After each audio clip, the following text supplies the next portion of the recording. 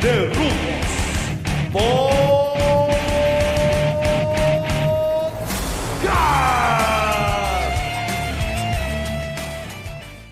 Welcome, Rudo Nation, to another episode of the Rudos Podcast. We have a special WrestleKingdom episode for you today. It is all New Japan. It is all about WrestleKingdom. There is so much to cover. This is going to be an amazing event. I can't do this myself. There is just too much amazing wrestling to talk about, and that is why I am joined by mi amigo, mi hermano, the vicious volunteer without a strap. I want to welcome Scotty Nobelt. Happy holidays, Jay. So glad we're getting together for this. You know, for me, really, it's starting to get a little colder outside, but it's heating up in the wrestling business. Football season's winding down. You know, it's like football season ends, and wrestling that we really, really care about is about to pick up. Man, it is going to be hot as hell in the Tokyo Dome, January 4th, January 5th. And Scotty, I may be opening up your gift to accompany my WrestleKingdom viewing this year. That amazing gift you sent me, a little bit of the bubbly. It's a little bit better than some White Claw. Oh, I don't know about that. We'll see. We'll have to have a little tasting and put our sommelier hats on and show the Rudo Nation how refined we are. We are men of taste. We are discerning connoisseurs of wine. Actually, no, I'm not, but I know you are. You're more of a wine connoisseur than I am. I am, only because my wife makes me be. The Northern Belle loves her wine. Maybe we'll have her jump on and tell us what she thinks about it. Yeah, that would be a great time. The Northern Belle has a very, very refined palate for vino. Yeah. At least she drinks a lot of it.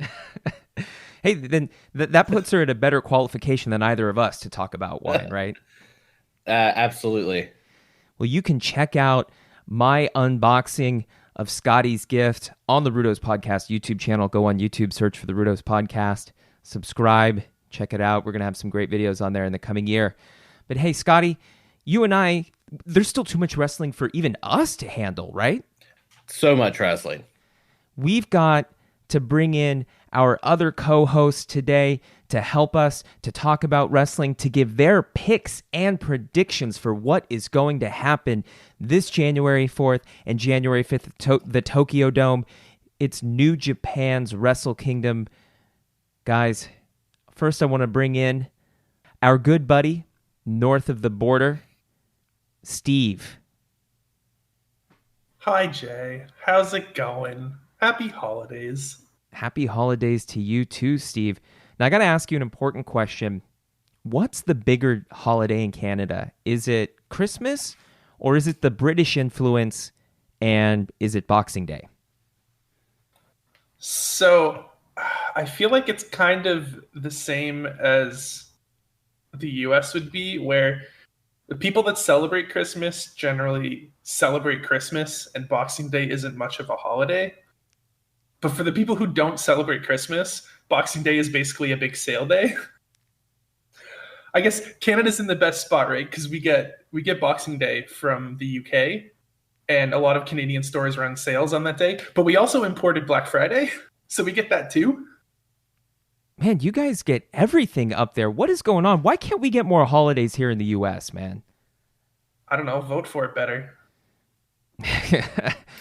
Easier said than done, my friend. And while we're on the subject of other Americans, I want to bring in my buddy from the Chicagoland area, Rudo Ryan. Hey, what's going on, guys?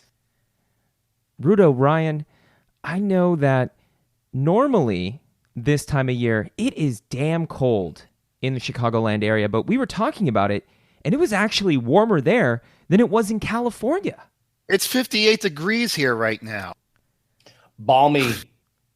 It was like just about that temperature on Christmas Day. Man, that is warmer than it is here in California. Are people out in shorts and flip-flops hanging out at the lake right now over there? They were probably doing that anyway, regardless of what temperature it was. Hey, man, you get a little bit of the bubbly in you, and the cold doesn't seem so It's bad. it's not even a little bit of the bubbly. It's just how Chicago is.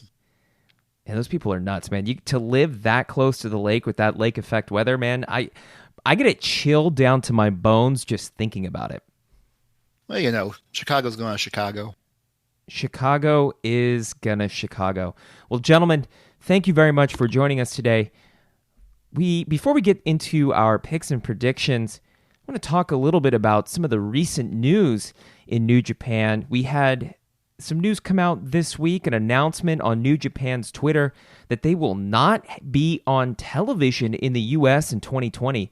This is a major development stemming from the purchase of Axis, the TV station that New Japan has been on for really a number of years, since I think like 2014, 2015. And now New Japan has lost that deal due to Axis being purchased by Anthem. Anthem is the Canadian broadcasting company that also owns Impact, the wrestling promotion up north in Steve's old neck of the woods up there in Ontario. And so, guys, I want to ask you, what does this mean for New Japan in 2020? I mean, if New Japan is coming out and saying straight up, we're not going to have TV in 2020, do you think that they may change their minds and get a TV deal throughout the year? Or is it some sort of contractual obligation binding them to Axis through 2020, where Axis just is straight up not airing their content? Steve, what do you think? Well, I think losing the deal hurts them for sure. I think they'd rather have it than not have it. But New Japan World is great. I don't know. It's like the people who are watching it on TV were watching it because they didn't have good internet access, I feel like.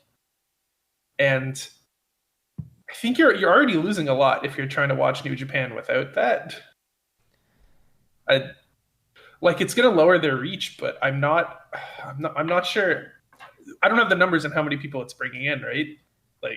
Yeah, Axis does not participate in the Nielsen ratings, so we don't know exactly how many people are watching it, but I believe what people had been saying on Twitter, I don't know if it's true or not, but New Japan was pulling in decent numbers to make Axis happy enough to keep them on, at least under the former Mark Cuban majority-owned regime there at the station.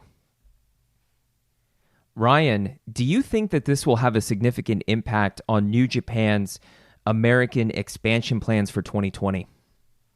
I don't believe so.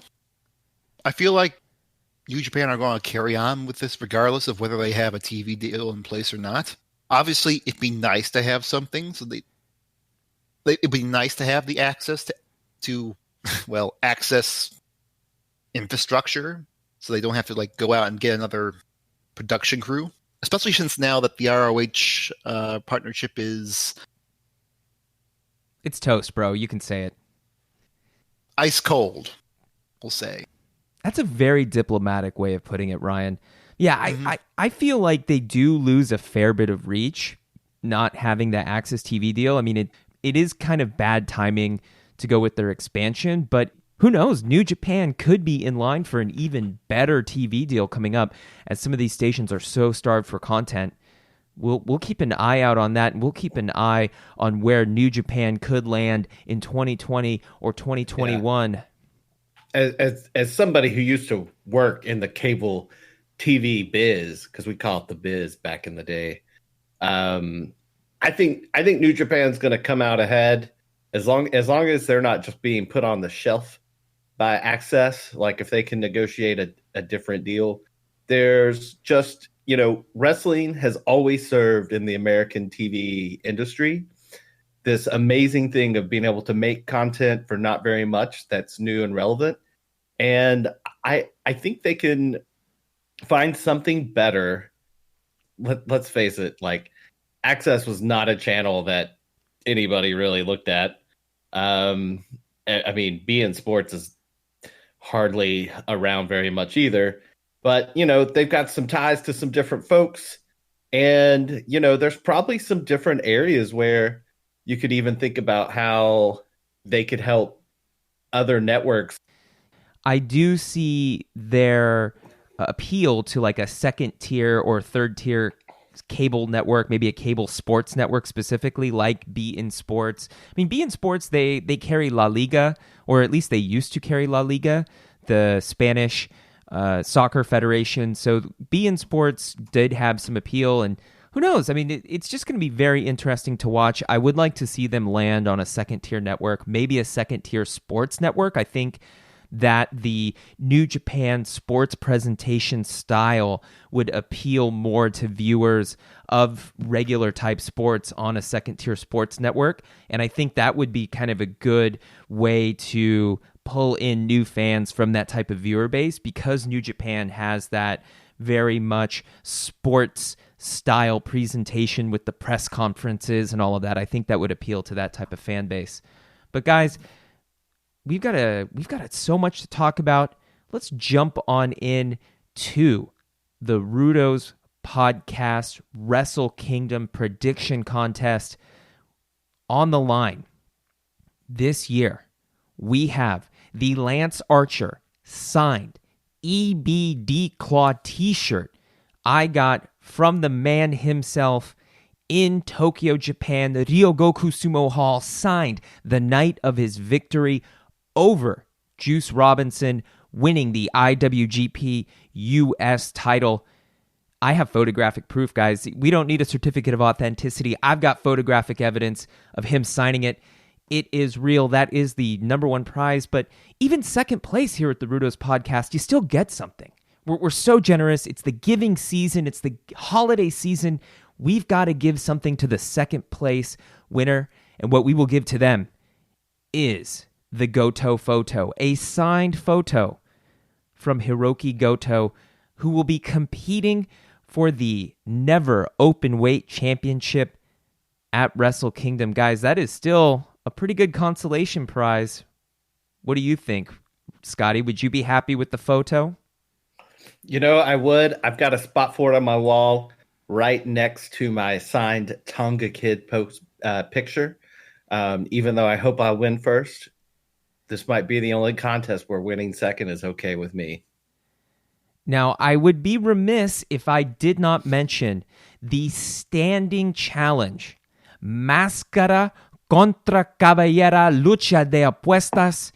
Steve has put a challenge out to Rudo Ryan. Steve putting his hair on the line against Ryan's mask, his Rouge mask. He earned with a hard-earned victory in the Rudo's podcast G1 prediction contest. Ryan, I have to ask you, do you accept the Apuestas challenge for the Wrestle Kingdom prediction contest? The Rouge mask does have an open top up top. So I'll tell you what. I will put my hair up on the line against you. Hair versus hair. Wow. We have a hair versus hair. Cabellera contra Cabellera Lucha de Apuestas counter challenge. Steve, do you accept? All right, let's just say I'll accept on the grounds that if I win and I keep my hair and you lose yours, we're going to figure out something else afterwards. We're gonna increase the stakes post Wrestle Kingdom if possible. I think that is reasonable. I think we can probably work something out. Ryan, what do you say to that? I'll consider it. You'll consider it. All right. So we have until Wrestle Kingdom for the challenge to be accepted. If the challenge is indeed accepted and the terms are worked out, you can see that on the Rudo's podcast Twitter. We'll put something up. I'll maybe even make a little video hyping up the challenge. So we may see a Cabellera contra Cabellera challenge on the Wrestle Kingdom prediction contest. Stay tuned, Rudo Nation. Follow us at Rudo's Podcast on Instagram and Twitter. And check out rudospodcast.co for the news on our website. We will have more on this if indeed this challenge is accepted. Gentlemen, let me go through the rules here. So we will have 1 point per correct match prediction. And the points will increase as the stakes increase with the double title tournament, the IWGP Intercontinental and IWGP Heavyweight title tournament will have each of the first round matches with a correct prediction on those is worth 2 points. Predicting the overall tournament winner will be worth 4 points.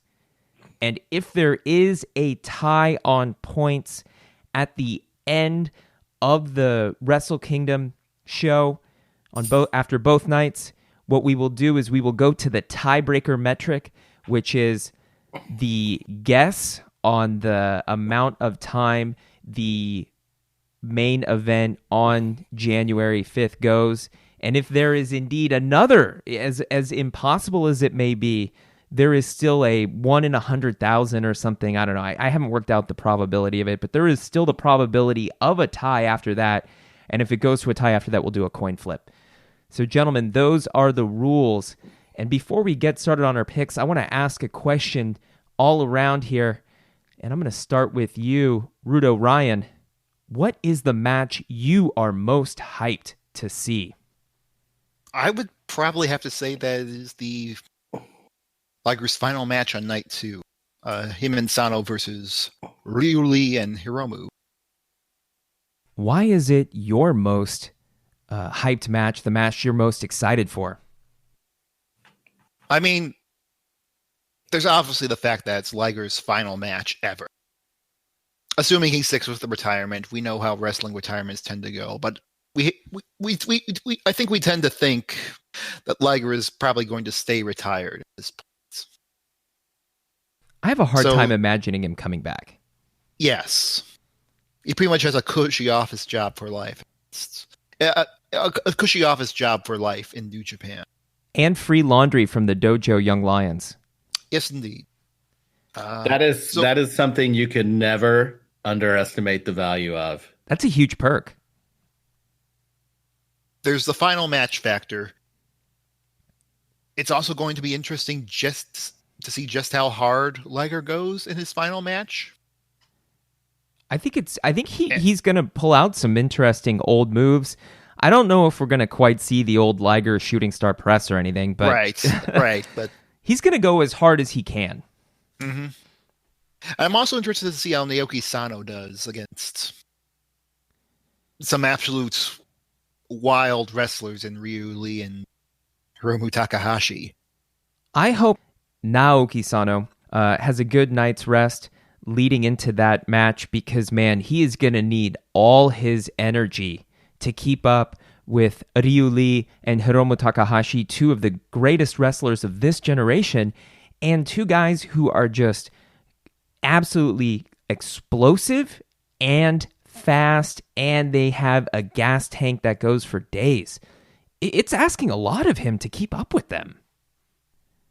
Absolutely. Well, Steve, what are you looking forward to? So I picked the same match for many similar reasons as Ryan, but I also think basically all of us align on a certain prediction later on, and I see this match as maybe the next step in the Ryuli Hiromu feud, and that's actually part I'm very interested in. The fact that this is two pairs of rivals and not like teammates, not traditional teammates. I think it's not something I'd normally be interested in. But if Hiromu is indeed going into this match as the champion, you have that Ryuli title feud built in already, and that's an extra bit of spice that makes me interested in this match in particular. And we like the spice. We love the spice here at the Rudos podcast. Scotty, what is your match you're most hyped for? I'm going to say because two of my favorite wrestlers from this past year, just both of these guys, violent as fuck. And so that's Archer versus Moxley. I didn't think I wasn't sure he was actually going to do another spot in New Japan after AEW started up. So I think it's cool to see him go back out there. Hopefully his plane takes off this time. And I also, Lance Archer was our Rudo of the year. I mean, he scared so many kids in Japan that how can I not look forward to this match? Lance Archer has had an amazing year. His IWGP US title win, his matches with Will Ospreay. I got to see him live at Ryogoku Sumo Hall and at Showdown in San Jose against David Finlay there at Showdown in San Jose. He has pulled out an amazing new moveset. The guy looks like a completely different wrestler. Lance Archer has put on an amazing year, and Jon Moxley, being freed from the shackles of the bad three-letter company, is on fire. He's put on great matches in the G1, put on great matches in AEW. This is definitely a match to get hyped for, and this is one of the ones that I'm watching, but ultimately it's not my choice. I got to pick Ospreay Hiromu.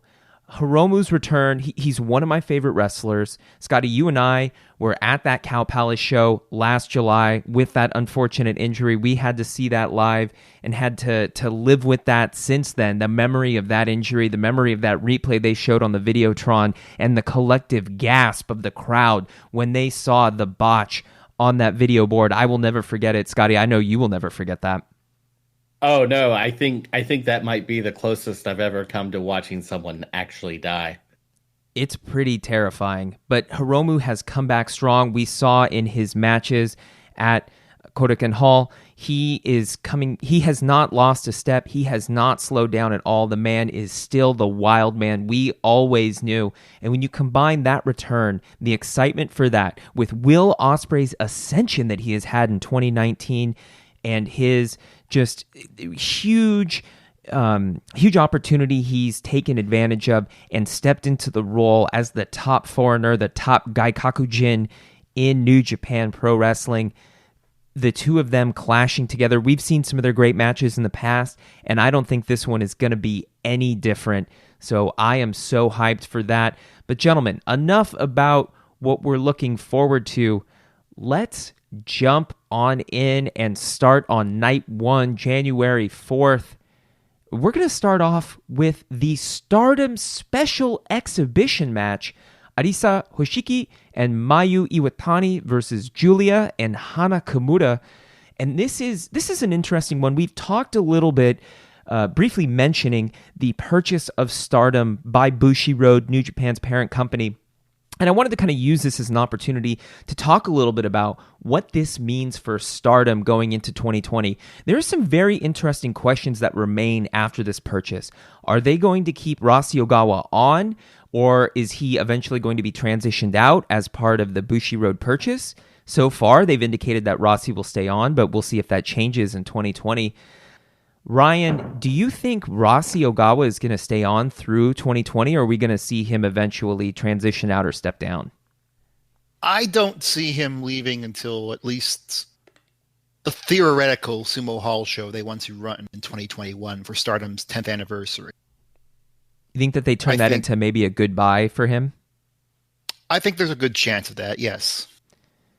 That's an interesting thought. They would kind of use that as an opportunity to maybe do a retirement or farewell ceremony for Rossi. And in the meantime, in the build up to that, they could transition him out to have somebody else come in and run the company. But I think that if Bushiroad wants Stardom to be as successful or have the level of success that New Japan has had, they're going to have to replace Rossi, because the culture at Stardom, I got to say, I attended Stardom live at Kodokan Hall the day of King of Pro Wrestling, that holiday. I think it was like October 14th in Japan. And I didn't get a good vibe from the crowd. The crowd was kind of into it, but there was just some kind of, like I said, a couple creepsters. And I don't want to be judgmental or anything, and I feel kind of bad even like throwing a little shade at the Stardom crowd. But honestly, like, I went there by myself. La Ruda went and hit up the big, giant 8-story Uniqlo flagship in Ginza and joined me at King of Pro Wrestling later that day. But I imagine that if I had taken her to that show at Korakuen, I don't know if she would have exactly had the best time. And that's not something you want to say about female fans, right? Because I think part of Bushiroad's strategy as to why they purchased Stardom would be to attract these female fans. Steve, what do you think Stardom has to do to attract more of a female fan audience going forward? I feel like partnering up with New Japan, like New Japan brings in a notable amount of female fans, right? Am I wrong there? No, you're not. You're not wrong at all. Yeah. They got the hot boys in New Japan. And it's like you put them together, I feel like you're kind of getting everybody together. So the thing you need to do is not have the people from Stardom push out the women from New Japan that were already coming to your shows. I would have to say that when I went to Stardom, I would imagine that it was somewhere in the range of 80 to 90% male in the crowd. And at New Japan, at Sumo Hall, I would probably say it was closer to 50-50, maybe 60% men, 40% women. The gender disparity in the Stardom crowd is definitely noticeable. And I really hope that New Japan and Bushiroad are able to bring more female fans to Stardom, because it is such a great product, and it would be really great to see the Joshi get more spotlight and get more of an opportunity to show the type of wrestler that they are and to show off their talent. Yeah, I think one of the big gets for them would be working out this TV issue and having them actually be televised together in some aspect. I feel like if you want the women to start going to see that product, you need to show it to them. And this dark match, I think, is a good start, because there's going to be plenty of people in the audience at the Dome. But if you can actually put them on a visual medium together instead of just live, I think that would be a huge get. Yeah, that could be a game changer for how Stardom attracts new fans, putting them at a dark match, but still in front of that live audience in the Tokyo Dome. That could go a long way into earning them a new crop of fans. So let's start off with the picks. So my pick, I'll start it off here. My pick for this Stardom Special Exhibition match, I have Julia and Hana winning. I think that this is kind of going to be a sort of non-canon match, at least in terms of Stardom, just because it's not going to be broadcast. And I think Hana is going to have the recognition out of some of these wrestlers because she's been on Terrace House, the Japanese reality TV show popular among the younger generation of Japanese in their 20s and 30s. So I'm going with the reality TV angle. I'm going with Hana and Julia picking up the victory. Ryan, who do you have picking up the victory in this match? So I have the Stars team winning this one. That would be Mayu and Arisa. Here's why. If they were to have Hana and Julia, you would want that to set up for a belt encounter, one of the other competitors. It probably wouldn't be Mayu versus Hana, because Hana had her red belt shot after she won the 5-star Grand Prix last year, and she failed. And this was after Terrace House had started airing. Hana and Julia aren't actually even a team. They aren't in the same faction. Like, they just fought each other at the December 24th Korakuen. And they're going to be continuing to feud with each other going on into the year. Like, they're already set up on opposite sides. So I easily see, like, some sort of miscommunication between the two of them leading to either Hana or Arisa picking up, either Mayu or Arisa picking up the win. You know what, Ryan? I'm right there with you. How can these two, make a good team when they're set up to battle? Which is why I made the same pick as you. What about you, Steve? Yeah, I'm going to defer to the experts here. I'm not really a Stardom guy, so I'm with Ryan. I agree with Ryan. I think he makes good points, and I basically just agree on the televisation aspect. Interesting. Well, we'll see what happens, and what happens with Stardom going forward in 2020. We'll be keeping an eye on Stardom and any possible changes made by Bushiroad to their new Joshi promotion. But guys, let's keep moving on. We've got our second match, Team Noge Dojo, Yu Uemura, Yota Tsuji, Tomoaki Onma, Togi Makabe against Team LA Dojo, Alex Coughlin, Clark Connors, Carl Fredericks, joined by Toa Henare. Scotty, who do you have winning the dojo matchup?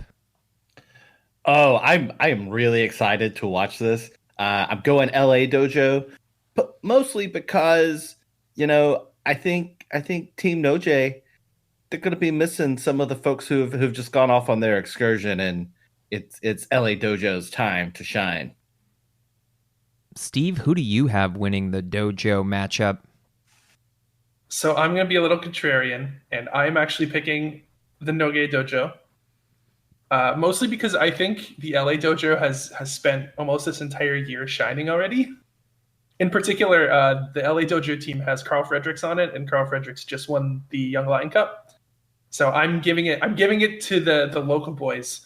Also, they have 2 full-timers, and the other team has 1 full-timer, so That's an interesting logic there behind that pick. I'm going to say Team LA Dojo myself. They're cool dudes. I had that interview with Alex Coughlin, really nice guy, and he kind of transforms into a bit of a monster in the ring. Not so nice when he's taken off a few layers of skin with some of those insane, blistering chops. I got to go in the dojo battle with my boys, the LA Dojo. This dojo rivalry is something like the good old Cobra Kai Miyagi Dojo rivalry from Karate Kid. This is quite a rivalry that we're going to see going forward for the next few years, as long really as they have that LA Dojo up and running. Ryan, buddy, who do you have winning the dojo matchup? So I initially wrote my pick down here on our notes as Team LA Dojo, but having thought about it a little bit and having actually looked at the card, there is certainly a disparity in the LA Dojo only really has Toa Henare as their regular dude on that team. They're non-Young Lion. Well, it's GBH on the other side. Yeah, with that in mind, I gotta go with Steve. I think Team Noge Dojo is actually going to pick up the win here, likely after a Toge Makabe King Kong knee drop. Wow. Yeah, and if I can interject a little bit, I'm assuming most of you didn't really watch the Tag League tour, but Makabe's actually been sort of pushing hard on the young boys in the undercard. So I feel like this is kind of an extension of that. I have noticed that on the Korakuen shows, at the very least. Oh, interesting. We'll see what Great Bash Heel does. We'll see what the dojos do. These guys are some amazing prospects. 2020 is going to be a very, very interesting year as we keep an eye on the New Japan Young Lions. And especially, Scotty, I know you're keeping an eye on your boy Shooter. Absolutely. Wherever that man roams. I don't want to say anything. I've got some thoughts about Shooter for later in the show. Guys, the next match on the card, the third match, Tenkozi, Satoshi Kojima and Hiroshi Tenzan versus Manabu Nakanishi and Yuji Nagata. Scotty, who do you have coming in as the victor in this contest? I didn't have a really strong opinion, but I went Nakanishi and Yuji Nagata. Ryan, who do you have? I mean, you could really flip a coin, to be honest, when it comes to a undercard match like this. All 3 of these past ones are all going to be on the show. Obviously, the starter one is not going to be streamed, but the other 2 will. I would say Tenkozi tend to be a little more regular in their appearances than Nagata and Nakanishi at this point. So I would probably guess it's them. Steve, who do you have? I'm also picking the Bread Club and his friend, the Bread Club and friend. That's my name for them. Basically the same reasons. In particular, they actually were both teams in the Tag League, and Nakanishi and Nagata were the ones who won that match. And this just feels like the right card level to trade wins. Neither of these teams are doing title shots, so yeah, they're all kind of the same level. And Nagata and Nakanishi got the last win. All right, well there you go. I'm in the same boat as you. I'm picking Ten Cozy, Bread Club, and Friend. I like that. We'll have to kind of keep that in our back pocket later on. And if they get the victory, have a little bit of those delicious carbs, get a little flex on. Guys, match number 4, the special Jushin Thunder Liger Night 1 retirement match. You have Tatsumi Fujinami, Great Sasuke, Tiger Mask 4, and Jushin Thunder Liger, Team Liger versus Shinjiro Atani, Naoki Sano, Tatsuhito Takaiwa, and Ryusuke Taguchi versus Team Coach, or maybe call him Team Ass. I don't know. We'll think of a name for Team Taguchi later on. But, I mean, we got to look at... we can just say Taguchi Japan. It's okay. Taguchi Japan? All right. There you go. Liger has a number of matches in history with these other competitors. Kind of cool to see Great Sasuke come in after we just saw him do his usual crazy shtick at the Great Space War the other day. And so, yeah, I'm excited to kind of see this and to hear some of the historical callbacks. I'm sure Chris Charlton will be digging through his knowledge of Purores and history to give us some interesting bits. So this is probably one of the ones you're going to want to have the English commentary on, so you can hear Chris Charlton dive in deep to all the history and rivalry. And I'm going to start it off here. I'm going to say Team Liger beats Team Taguchi. Scotty, who do you have? I'm right there with you. I think, this is going to be in some ways, as you mentioned, a celebration, and the Liger victory lap begins. Steve? Yeah, if Liger doesn't win here, what are we doing? Why are we doing this match? Honestly, who on the other team are we putting over? I don't know, man. Tatsuhito Takaiwa needs his win. I don't know. I'm just spitballing here. Ryan, who do you have? So it's pretty much a very star-studded match from people throughout Liger's career. This is pretty much the opportunity for Liger to get that last feel-good win going into night 2. All right. Well, we've got match number 5. Los Ingobernables de Japón, Shingo Takagi, Bushi, Evil, Sanada going up against Minoru Suzuki, Zack Sabre Jr., Taichi, and El Desperado. Steve, do we see Suzuki-gun start to turn on Suzuki here? You said start to turn. And what exactly does that mean? Are we going to see the seeds planted for Taichi taking over and starting Taichi-gun? I think they've been planting those seeds for the back half of 2019. Taichi-gun is a thing that has been brought up in backstage comments already. Maybe the fans made it up, but they've made it canon, which is a thing New Japan tends to do. I think that's the kind of thing that doesn't happen at the Dome. I'm guessing if we see that, it's New Year's Dash. I mean, New Year's Dash is historically where we've seen those faction turns, as we know. Right, especially the Bullet Club, right? Yeah, especially the Bullet Club, that very famous moment when Kenny takes over as leader and takes out AJ Styles. That's an interesting thought there. Steve, who do you have winning this match? So I decided to go with LIJ because the only real hints at matches going on here is Sanada and Zack Sabre Jr., who have a title match on the 5th. And I think it's more interesting if Sanada wins this match, basically. Alrighty. I'm going to agree with you there. I'm going to say LIJ wins, and New Year's Dash is likely where we will see the formation of Taichi-gun become readily apparent and where we see Taichi take over. I mean, don't forget, he's got that sweet new merch with those tearaway pants. You can get your tearaway Taichi pants. So get your tearaway Taichi pants, have them shipped to you express to have them in time for New Year's Dash so that when Taichi takes over, you too can rip your pants off just like the Holy Emperor as long as you do it in the comfort of your home. Ryan, who do you have winning this? So I'm going to be the odd man out here. But I have Suzuki-gun winning. That is in part because they've mostly been trading wins in the Korakuen leading up to this. I figure they're going to keep the champ strong for the match tomorrow. I think we probably see Zach picking up pin on Ushi or something like that.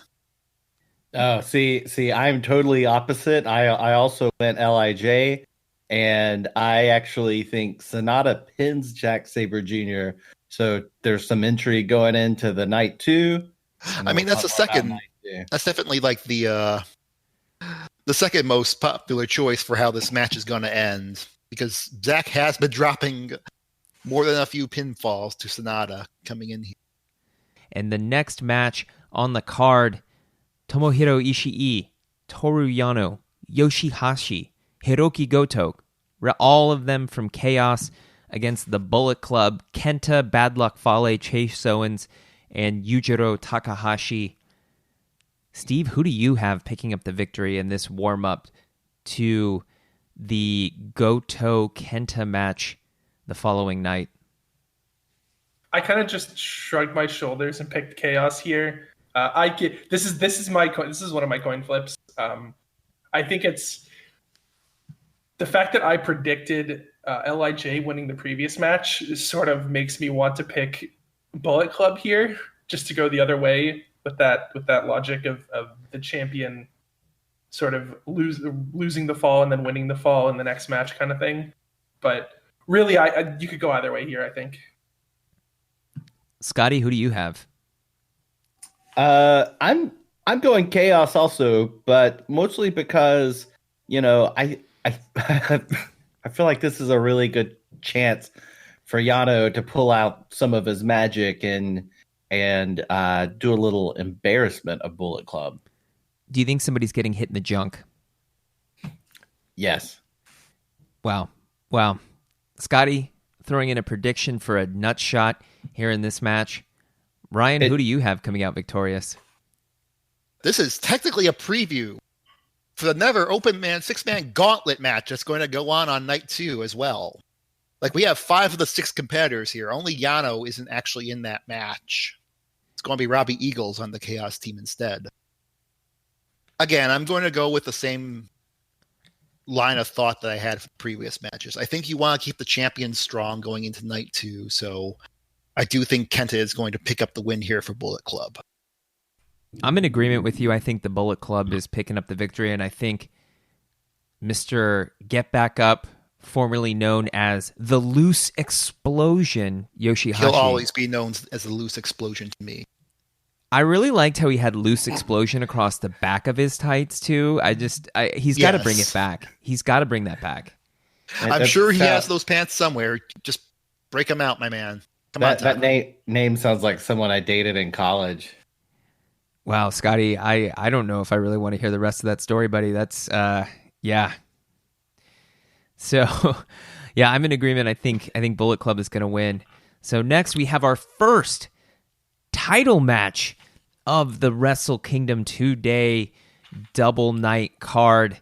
The IWGP Heavyweight Tag Team Championship on the line. The Gorillas of Destiny, the champions, representing Bullet Club, defending their titles against the winners of the tag league, FinJuice, Mr. Juice Robinson, and David Finlay. Ryan, do you think FinJuice will be regular competitors in the tag division going ahead into 2020? I think that would be a good spot for them. Of course, historically, New Japan has not been great with the tag division these past few years, but I think FinJuice could do a lot, would be a good shot in the arm for that division. Yeah, I think they would definitely help bolster some of the depth on there. The tag division is just so thin, and like you said, it seems to be so much of an afterthought. Any addition of a regular tag team in one is pretty good. Like FinJuice would definitely help improve their overall prospects. Mm-hmm. And if Finley's shoulder is still as kind of messed up as he seems to imply it is, assuming that's not just a kayfabe thing, it might be just a good place to have Finlay just to protect him.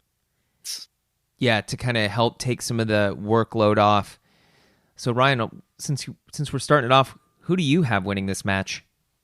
Yeah, I pretty much have Finn juice to win this one. I feel like they could easily lose it back to God later on down the line and continue God's march to having the most consecutive IWGP heavyweight tag reigns in the history of the company. But it's quite a prestigious achievement. yes. Mm-hmm. Steve, who do you have winning this match? I actually spent a lot longer on this than you might think. I kind of had to factor in how I thought the rest of Bullet Club was going to do over the course of the weekend. And I kind of resolved to, I think a certain other match is going to go a certain way later. So I'm sticking with God keeping their belts. Scotty? I think God keeps their belts. They're like the only real tag team at this point in the heavyweight tag team division, and they're just on the card to collect their win and move on. I'm in the same boat. I think God are going to win. I think we're going to get some great trash talking by Tama Tonga and likely some trash talking towards as Tama and continue their social media feud into the new year. That's like the most worthless social media feud I've ever seen. I mean, I just, every time I see it, I'm just like, dude, why are you even giving the time of day? Why did I even say that name? I don't know. Do you want me to bleep it out? Yes. Bleep it out of existence if possible. All right, we'll be bleeping that name out. So Sorry, folks. Yeah, sorry about that for all of you big fans out there. Oops, I said it again. Another bleep. Keep bleeping. Keep bleeping. All right, our next title match, Scotty's most hyped match. You have the IWGP United States Championship match. Lance Archer, the champion and Rudo of the Year winner for 2019, defending his title against the man who never actually lost the title. He was stripped of it due to his travel issues and being unable to defend it at Ryugo Kusumo Hall due to the airport issues caused by Typhoon Hagibis. Jon Moxley, the Death Rider, coming in, trying to win his belt back in a Texas death match for the title, and it will be no DQ, no pinfall, victory only achievable by 10 count or submission. Question to you, Scotty. Do you think Lance Archer keeps up his hot run of great matches going into 2020? So I love this match. I'm really looking forward to it. This thing is going to get violent and bloody. I don't want to pick against Archer, but I think this match is like one of Jon Moxley's specialty matches, even though Archer is actually from Texas. And I think Mox wins. It gets really, really violent. He gets back his belt. He feels good about himself. Yeah, I'm pumped for it though. I almost don't care who wins. I just know I have to make a pick. I think this is going to be a really good match. I'm hyped for it. I'm thinking Mox picks up a victory, gets his belt back going into night 2 to face Juice for the match that I unfortunately didn't get to see. I'm still bummed about that, not being able to see that at Sumo Hall. Steve, who are you picking as your victor to walk out with the U.S. Championship? So I'm making this pick almost entirely for the reasons of I think the finish would be really cool. So I have Lance Archer winning by holding Moxley down for a 10 count with the EBD claw, because that sounds sweet. I love that suggestion. I don't think it'll happen, but it's awesome. It is an awesome one. I could see a cool spot where Archer does the slamming onto the chairs with the EBD claw, but Mox breaking out. Ryan, are you in agreement with Steve? Tentatively, yes. So here's the thing. there's definitely a lot of rumors flying around that Mox is going to ramp up the schedule of New Japan and be more of a regular going into 2020. Rather than compared to what he was this year, where he pretty much did the G1 and disappeared for most of the rest of the year outside of a couple of fly-ins. If that's the case, I don't necessarily see any reason to put Moxley over Archer at this point. I think if you have Archer go over Moxley, that sets up a rematch down the line. And it gives you that juice match in your back pocket for something you can run later on in the year, maybe at Dominion. Yeah, exactly. That's an interesting thought. The one argument I would have against that is that then Mox is pretty much twiddling his thumbs for 1-5. That would be the biggest argument against going with an Archer win here. Yeah, that would be kind of funny for them to fly him out just to not use him on night 2. Mm-hmm. And it would be a little rough to have him fly out, like, because he has a match in AEW on the 1st against Trent. So he's going to probably have to fly out immediately after that match to get to the Dome on time for 1-4. Yeah, at least if he doesn't want to completely get off the plane and run straight to the arena or something like that, right? Yeah, I mean, you'd have to think that with the time difference and everything and the flight time, that's going to be a long, long journey. He's most likely going to have to connect. I don't envy him doing that flight, man. That time change really messes you up. Whenever you cross the international date line, it is just a nightmare on your sleep schedule. So yeah, that would be rough if they made Mox go through all of that just to not use him on 1-5. So we'll see. Yeah. I think it's going to be a sweet match. I know you're hyped for it, Scotty. Time travel's a bitch. Time travel is a pain in the ass. Gentlemen, our next match, the IWGP Junior Heavyweight Championship match, my most hyped match. Will the Thrill Ospreay, the champion, defending his title against Hiromu Takahashi, the man who never actually lost his title, just like Jon Moxley. He was stripped of it due to injury. And Rudo Ryan, my amigo, I'm going to start with you. What is your over-under on the star rating for this?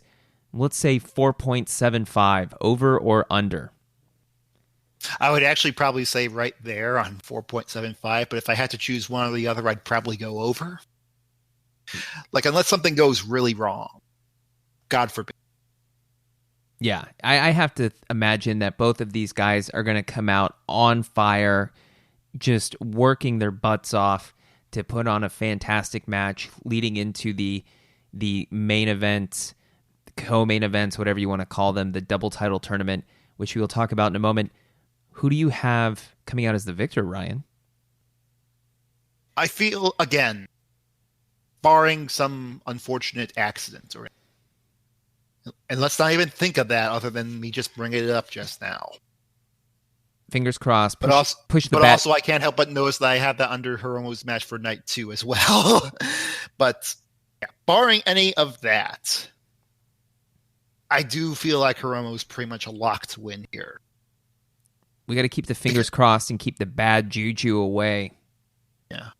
Because I don't think Ospreay has too much more to do in this junior division. I feel like this would be a good time to get the belt off him and segue him up to heavyweight. Maybe even back in that never mix for the moment. Yeah, I mean, you could see him slotting into that. Maybe he slots into the Intercontinental title picture, depending on what shakes out with the double title tournament. There's a lot of possibilities for Ospreay at heavyweight going into 2020.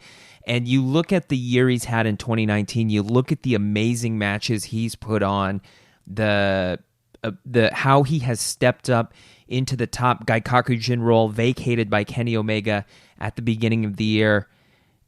The possibilities for Will Ospreay in 2020 are endless. And like you said, I agree with you. I think him losing the IWGP Junior Heavyweight Championship in this match opens him up to do a full-time transfer to the heavyweight division.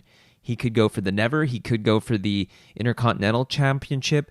I would not be surprised to see Will Ospreay get a heavyweight title shot in 2020. And at this point, I may not even be too surprised if he gets a victory and gets a maybe short title run with it.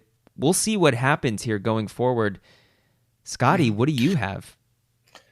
I think the Hiromu story is just too good to pass up.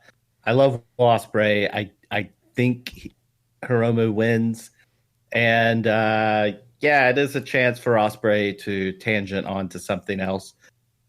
I just want to watch. I had a hard time picking this one. It was a tough pick. I think it's going to be a great match. Steve, amigo, what are you thinking? So I was the last one to fill out notes on this doc, and you cannot understand how tempted I was to pick Will Ospreay. Just, it's like eating at me. Like, oh, I have this.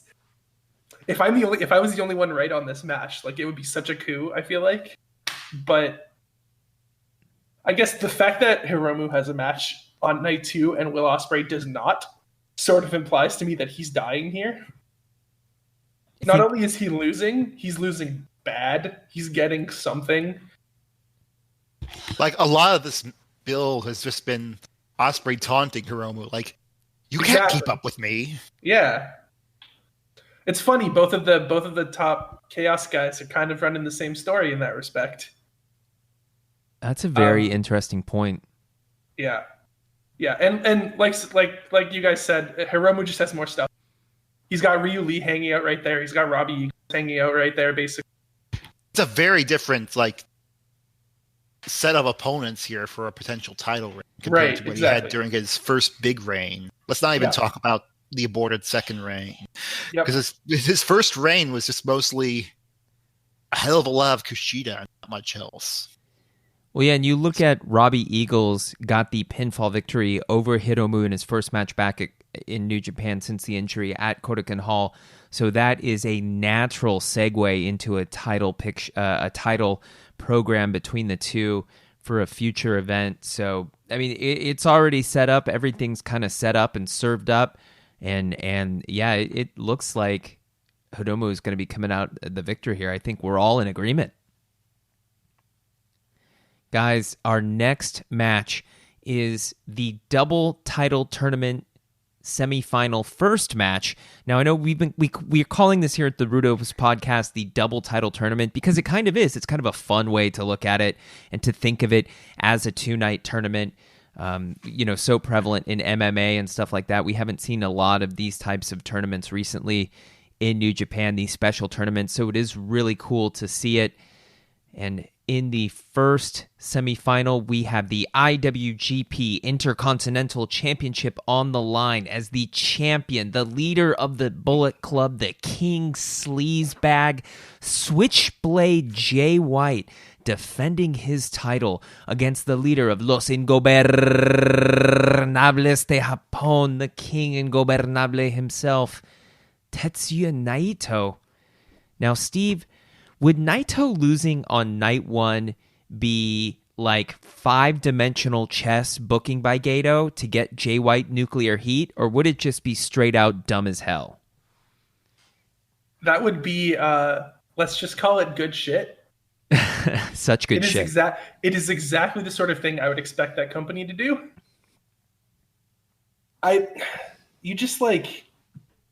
You don't need to do it. You already kind of did it in 2018. Right? Like the 2018 title match was basically that. It was. And there's so many opportunities in the year for Jay White to come back. Right? You've got the losers match on the next night. You've got the New Japan Cup, you've got the G1, and there's plenty of stuff in between as well. Like Jay White has a lot of opportunities to quote unquote get his heat back. You don't need to have him gain heat here. You got to get heat, bro. You got to get heat. That would be Russo-level insanity booking, and I think that would sour a lot of people on 1-5 if they did that, right? Yeah, they wouldn't be getting any walk-up sales from doing that, I don't think. No, and you got to know that, like, I mean, going to the show at Sumo Hall, I got to tell you, I would say somewhere in the range of 80 to 90% of the merch there, or 80 to 90% of the people had some piece of LIJ merch. If not, they were all LIJ merched out. Some people had a different hat and shirt kind of combo, but the LIJ merch, it moves like crazy. It had the longest line of the merch lines there at the arena. You got to think that they're putting the man over here. So Steve, is that who you're picking? You're picking Naito? Yes, and I would be shocked if it was not him. Yeah, no, I agree. I definitely think this is Naito's time. I think we're unanimous then. We're all on Naito. I think we're all totally on Naito at this point. We're all very tranquilo, guys. We're very, very tranquilo here. It would be absurd to choose White going into it, unless you are Vince Russo. Hey, you never know. I don't even think Vince Russo fucking watches New Japan. I don't think so. The way he treated Japanese wrestlers on WCW during those dying days, it's like, yeah, you don't think probably doesn't even register. No, I don't think he has a ton of respect for Puroresu. Gentlemen, the double title tournament semifinal number 2, the main event of the January 4th WrestleKingdom show, night 1.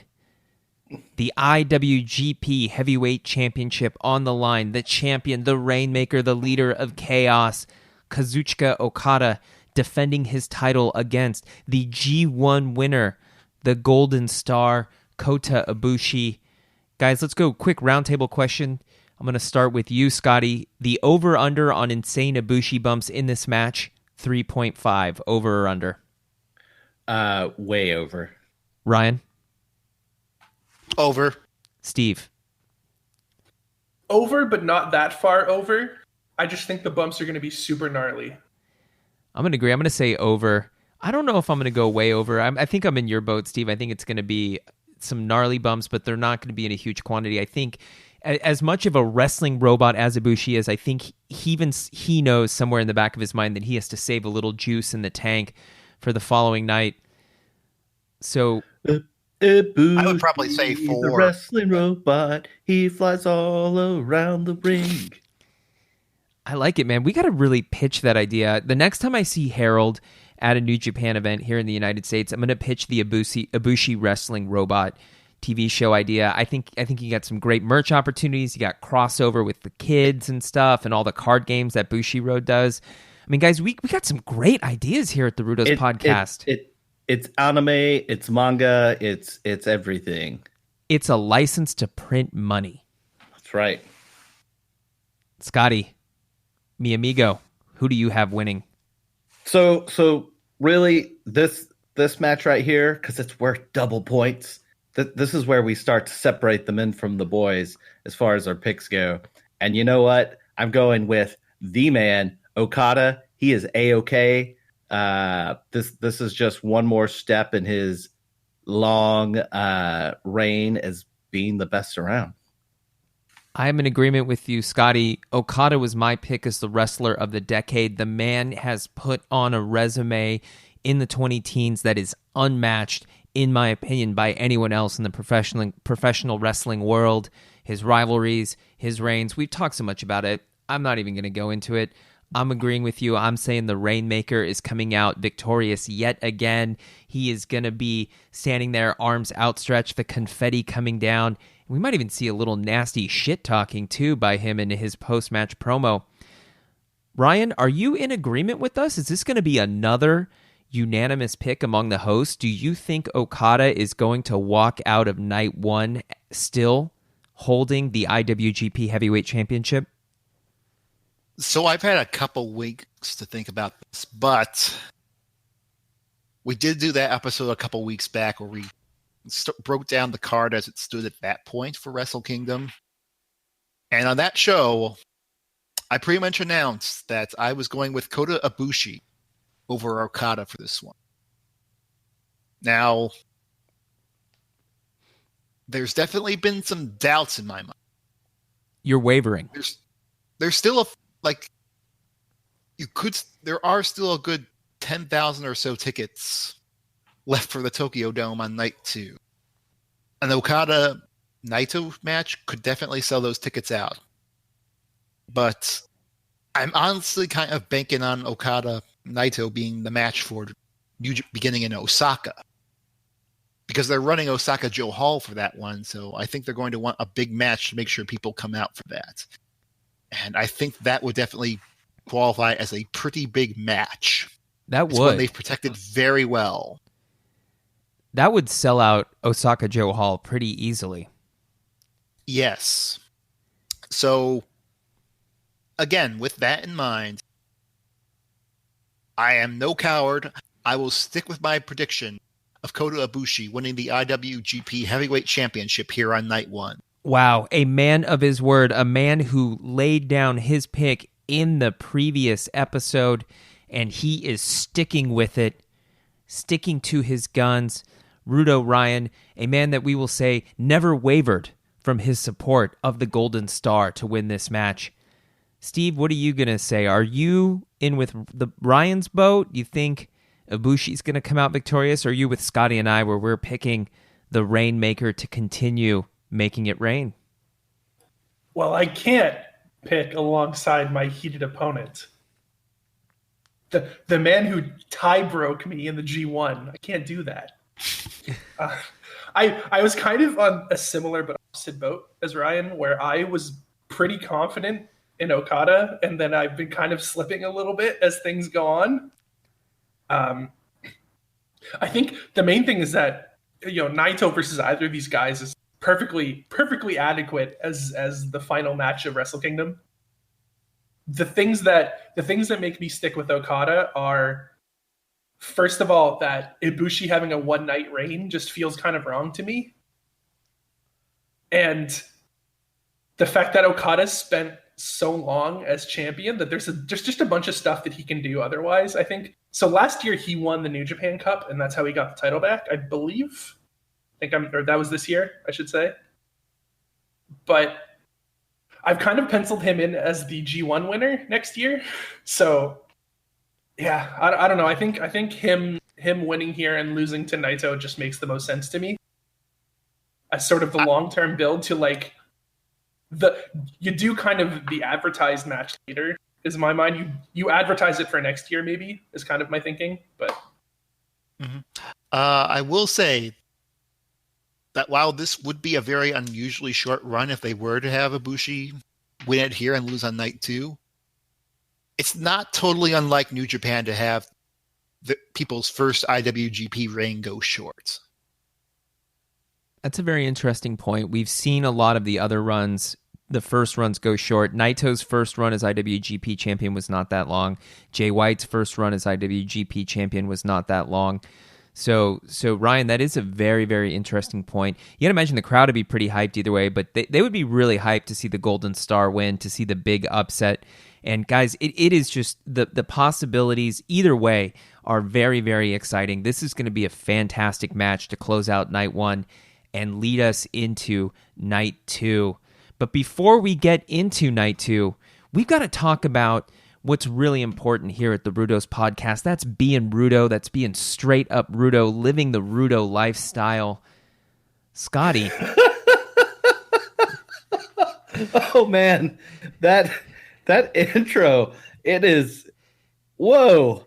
I don't know. I mean, I don't know what kind of lifestyle this is leading. Normally we are doing the Rudo move of the week.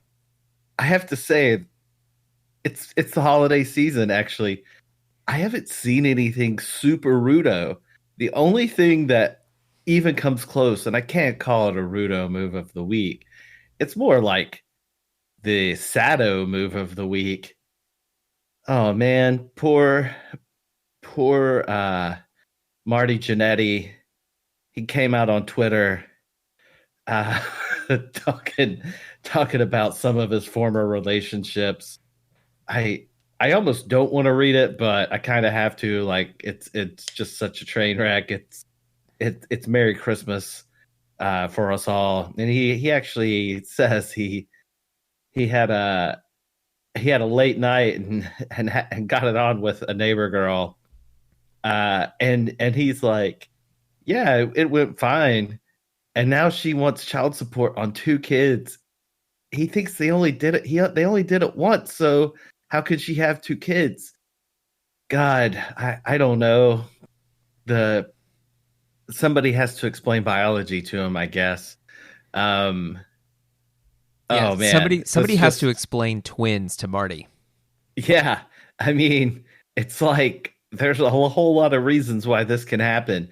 I mean, also sounds like Marty doesn't always remember what he did the night before, so I mean, who knows what's going on in there. But yeah, that's it. I mean, happy new year. We can all be thankful that hopefully most of us who are listening understand a little more about the birds and the bees than Marty Jannetty. Maybe something really got jogged loose when he got thrown through the plate glass window of the barber shop. So Jay, let's just move on to night 2. Well, let's move on. Let us speak no more of Mr. Jannetty's late night rendezvous with the neighbor girl and his paternity drama. Maybe we'll see this whole question resolved on Maury Povich in 2020. Get the DNA test for him, Scotty. Well, I mean, that actually somebody saying, hey, Marty, let's get a DNA test. That might be a Rudo move. That might be a Rudo move. Well, we'll see what happens on Maury Povich. Stay tuned. Guys, let's not talk about any more about Marty Jannetty. We talked too much. We talked a few minutes about Marty Jannetty. That's way more than we needed to talk about. We've covered Marty Jannetty enough for the next few years. Let's go to night 2, January 5th, WrestleKingdom yet again in the Tokyo Dome, back-to-back nights. This is a historic event kicking off the second night. It's just rare that New Japan has run the Tokyo Dome like this. They've never done this kind of thing. We know this is not going to be a regular occurrence going forward. It just so happens it's due to the weekend, 1-4 falling on a Saturday and 1-5 on a Sunday, so that they can do the back-to-back nights. But the first match to open night 2, the never open weight 6-man tag team championship gauntlet. The champions of representing Chaos / Sekigun, Ryusuke Taguchi, Togi Makabe, and Toru Yano defending their titles in the gauntlet match against some other Chaos guys, Robbie Eagles, Yoshihashi, and Tomohiro Ishii. You've got Los Ingobernables de Japón represented with Bushi, Shingo Takagi, and Evil. You've got Suzuki-gun with Kanemaru, El Desperado, and Taichi. And finally, Bullet Club represented by Chase Owens, Yujiro Takahashi, and Bad Luck Fale. Kind of an interesting note here. Suzuki is not in the match. Can we talk about that for a bit? Yeah. What do you think about Suzuki not being in this match? I've sort of had a realization as we've been sitting here talking. An epiphany. Let's go back to night 1 for a second. Let's go back to that U.S. championship match. Mm-hmm. The Texas Death Match. Okay. The no DQ Texas Death Match. No pinfall either. No pinfall. Victory by 10 count or submission. While they have not done this in quite a while, in the past, it has not been entirely out of Suzuki-gun's wheelhouse to interfere in matches. They're notorious for it. And this is a match where they could very easily interfere freely. And if we all recall, when Moxley showed up at the World Tag League Finals to issue the challenge to Lance Archer, he gave both Lance and Minoru Suzuki the Death Rider. So as I mentioned, I think Lance Archer is actually going to be winning this and going up against Juice in night 2. Do you think this opens up the possibility for maybe a Mox-Suzuki singles match on 1-5? I think that's quite possible. That especially if you put any stock into the rumors that Suzuki is leaving pretty soon. That is a very interesting wrinkle to add in, and may even draw some extra fans in, right? Get a little more walk up on that 1-5 card. Sorry. Let's add some clarity. Leaving New Japan Pro Wrestling to go work for All Elite Wrestling. Wow. I mean, technically Suzuki is a freelancer, so he can work wherever he wants, but The crowd would go apeshit for Kaze Ninare in AEW. Yeah, that is a very, very interesting thought, Ryan. So is that affecting your pick in this match? for the Never Six-Man titles, I'm getting the feeling that LIJ is probably going to take this one, just so that we can actually have, like, spoilers. I'm kind of going with Naito to win the match on night 2. So the show is probably going to end with an LIJ roll call, and I could easily see all of LIJ having belts for this particular roll call. Wow, you're saying LIJ is going to be dripping in gold by the end of the night on 1-5. That is exactly what I'm saying.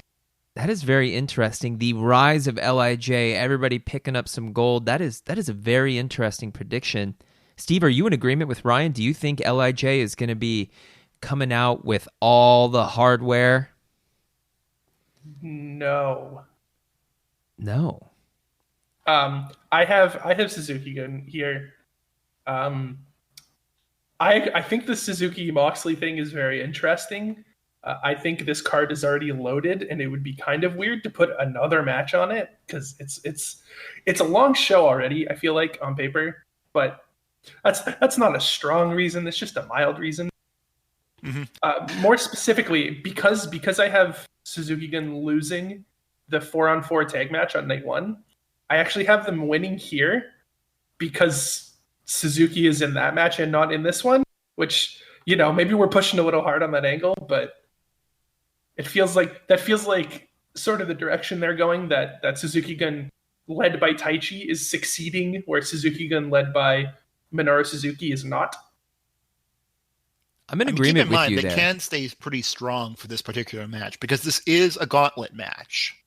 So it is essentially multiple matches in a row. And I could easily see Suzuki Gun picking up 2 or 3 victories before falling to whoever is actually winning the whole thing. So you're saying Suzuki Gun may run the Iron Man kind of thing where they get the most time in the ring and the most victories, but ultimately they don't end up walking out with the gold. I can see that, yeah.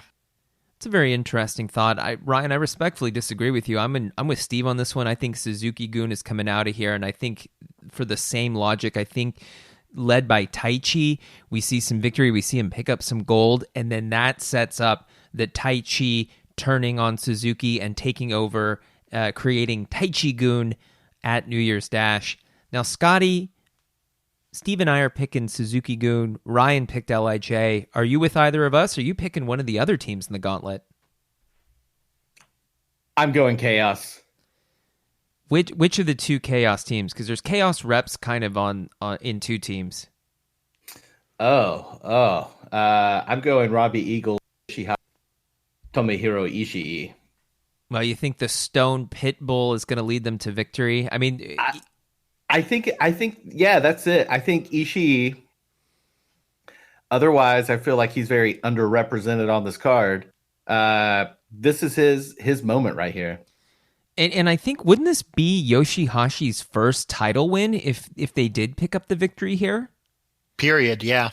Wow. So Scotty, you are making a very, very bold prediction here. You are also predicting that Yoshihashi will pick up his first title victory to open up the second night on 1-5.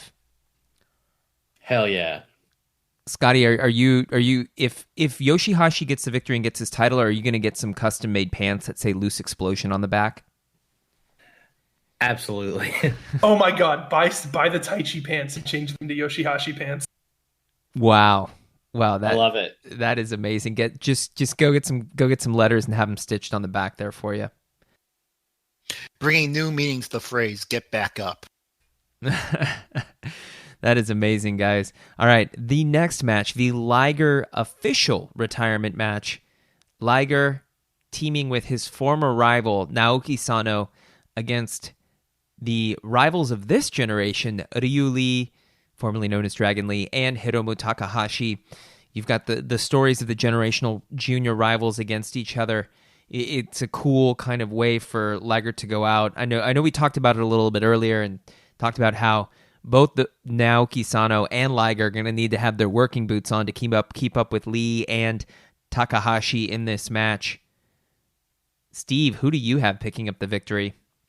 I decided to go with the young men.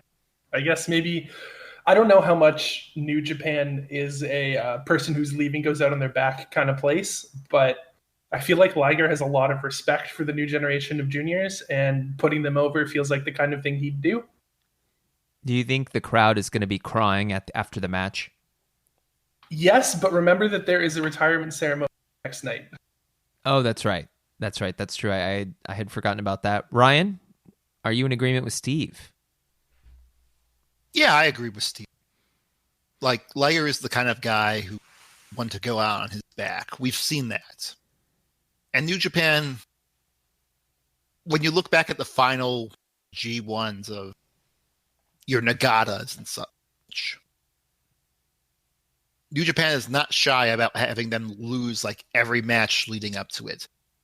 Granted, Liger has gotten some pretty decent wins coming out, but he still like lost all of his singles matches.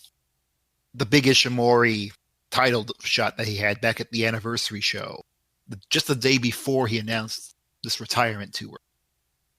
And of course the Suzuki feud, which didn't quite end the way we expected it to, but it still had Liger going out on his back for Suzuki. I was there live, man. It was a real surprise to see Battle Liger come out and ultimately come up short against Suzuki. So barring, again, any sort of catastrophic injuries to somebody on the other team, and even then, there's still probably another guy they could use, although they might just stop the match at that. I don't even want to think about that. Let us just say, Lee Hiromu is winning this match. There you go. Stop bringing the bad juju in, guys. I'm in agreement. I think Team Young guys are pulling this out. So, Scotty, are you in agreement with us? Do you think that this is going to be another unanimous choice? I'm going with Liger, and I think, he gets to finish his victory lap, and that's it. Wow. Who do you think's eating the pin out of Lee and Takahashi? That's a tough one. I could see either one of these guys almost being like honored to take the final pin from Liger. So maybe Takahashi. That's an interesting thought. I think it would be a big honor for anybody to wrestle Liger in his last match, and maybe if you take the pin, like you said, it could even be a fun little badge of honor to put up there on the mantle. So wow, farewell to Liger. A fantastic career, a fantastic wrestler, going to go down as one of the greatest juniors in all of pro wrestling history, going to go down as one of the top wrestlers in history. The capstone to a wonderful career. It is going to be an emotional match. I'm getting a little choked up just thinking about it, so let's move on before I'm just thinking that Scotty has got bets on this or something, and he's like put $10 on Liger pulling out the win to try and get like a mountain of money. Especially with that ballsy pick of having him pin the probable winner of the IWGP Junior Heavyweight Championship the previous night. I am a gambler. I'll say, yeah. Scotty is not afraid to go all in on the risky bet. Maybe that's why he has no belt. Roasted. Oh my God. Sorry about that, Scotty. It's all right. I'm wearing sweatpants today. Okay, good.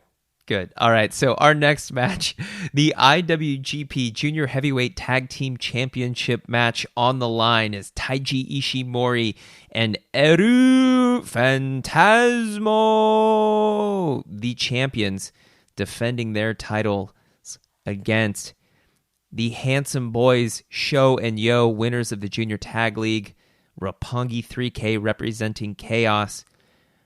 Rudo, Ryan, do you see the junior tag division improving in 2020? It seems like we haven't heard much or seen a lot of it in 2019. Do you think it's going to be on the upswing next year? I mean, we did at least have that Super Junior Tag League, which actually a lot of people liked. I was mostly not watching New Japan during the fall, but I've heard very good things about that Junior Tag League, so I might have to go back and watch a few of those things. But unfortunately, I don't think I can see the Junior Tag League improving all that much, because I'll discuss it more in my picks here in just a second, but we're probably already going to be losing Birds of Prey, because Osprey's almost certainly moving up to heavyweight. Like, we might see him try and dive down for another Super Juniors run, but I kind of doubt it at this point. Yeah, it doesn't seem likely. And just to segue right into my pick here, well, I got Ishimori and Phantasmo retaining here. I think we've really seen over the past year that it's about time we actually see Roppongi 3K start to break apart and go more solo. For one thing, if he's not going to get a singles run soon, Robbie's going to need a tag partner. I mean, we could, any of the three I could see getting a singles run, but we're not going to get for at least about half the year. Because I imagine they're going to want to have Hiromu get his big run in. And I really do think it is about time we start seeing Yo and Sho go at it again, like the way they used to do when they were Young Lions. Like, those Young Lion matches they had together are probably why we've been paying so much attention to the Young Lions more than anything else. Like, though, that was the point where it's like, oh, wait, the Young Lion system is actually really good, whereas before they used to be very, very skippable matches in most people's minds. I mean, you look at Sho and Yo now, they've both put on some really good matches. Sho, really more of the shine on him as a singles competitor. You look at his match against Will Ospreay at the Super J Cup here in San Francisco, at San Francisco State, was a great singles match.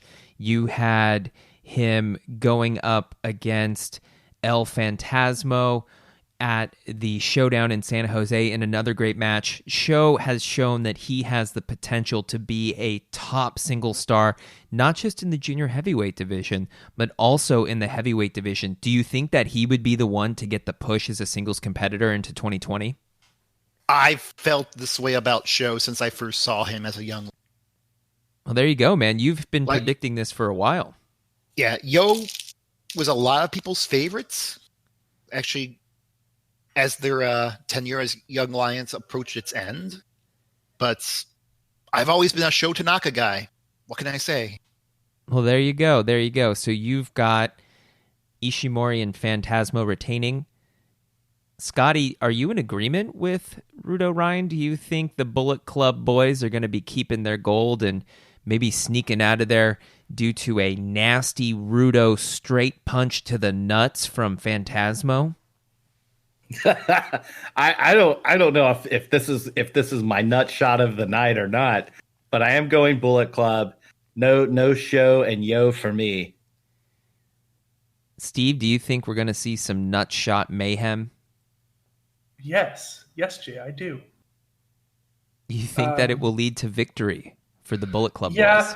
Yeah. I think it's interesting that as I've said before, as the Canadian, I'm a fairly strong El Phantasmo supporter. But of the four guys in this match, he's the one I least care about doing single stuff. So I think Bullet Club can keep the titles longer, and I agree that Sho and Yo are ready to go their way. Wow. I just want to say as an aside, I finally got to see El Phantasmo live back at the Warrior Wrestling 7 card a couple weeks ago. What did you think? Mm-hmm. I just want to say, for anybody who loves New Japan, you should definitely go to High Spots, buy that show. The second half of it is basically a New Japan house show, and it rules. Yeah, it seemed like the crowd was pretty hot for that, and I imagine you were quite excited to be there live to see it. We were slamming the fucking barricade up and down during that final match between Chaos and the Rascals. That was a great match. I saw the replay of it. I was really impressed. The Rascals, man, if they ever get out of Impact, I think they would be a great addition to the junior division, junior tag division, and the never open weight six-man title division too. They are great live. I got to see them at West Coast Pro Wrestling just a few weeks ago, and I was very impressed. And they're also really nice guys too. I talked to them during intermission. Oh, yeah. I only had a very brief interaction with them when they were right on the rail next to me, but they all seemed like pretty pleasant guys to talk to. Yeah, they were cool. All right. So, guys, I got to say, I am the contrarian on this one. I am not picking Bullet Club to retain. I've got Show and Yo winning. I've got some flexing going on afterwards. I got Yo flexing the pecs. I need to work on my pecs, man. I need to get my goal for 2020 is to do more bench press so I can get some pecs to dance like Yo's. That's going to take a lot of push-ups. Hey, results come with hard work. Great things don't come easily, and the pec dance is a great thing, and it's going to take a lot of work to get it down. So, guys, the next match, another title match, the IWGP United States Championship match. Juice Robinson, the challenger, will be going up against either Lance Archer or Jon Moxley, whoever wins the championship on 1-4. And Scotty, which of these two possible opponents for Juice are you the most excited about seeing? I know you were really hyped for the match on night 1. Which opponent on night 2 do you want to see? I took Mox. Obviously, I think you want to try to get more than one match out of Moxley. Ryan's conspiracy theory notwithstanding. But then I think Juice is going to beat Moxley. I think Archer and then Juice they can go and have matches and do all kinds of other stuff going forward. I also here's my little conspiracy, because we had Shooter post himself in his Death Rider jacket recently on the social media, and I almost, how about this? Shooter makes a little trip back to hang out with Mox, but Shooter turns on Moxley, and Juice wins the belt. Wow, you are predicting a very, very interesting little twist there, Scotty. We haven't seen Young Lions return from excursion unannounced or for run-ins like that, but you never know. Anything is really possible. You are the gambler, sir. You are the one taking the risky bets. It's a swerve, bro. It's a swerve, bro. Who do you have winning? Are we match? sure we don't have Vince Russo as a guest here on this podcast right now? Thank God we do not have him. We don't plan to have him. But are we sure? I think so, unless he's like hiding somewhere in one of our rooms. Scotty, who do you have winning? Oh, I think Juice wins. Moxley gets his belt back, then he drops it legit to Juice, and then Archer and Juice can go on and have lots of other good matches and just kind of kick back up the U.S. title hunt. I'm in agreement with you. I think Juice gets his big moment here, winning the IWGP US title off of Mox. I think they're going to have a fantastic match.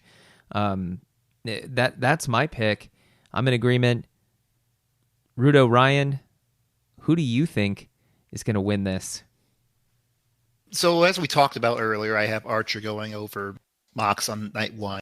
And incidentally, if my conspiracy theory about Suzuki getting a match against Mox on night 2 is true, I would probably be picking Mox as the winner for that, just so he could get his win back of sorts.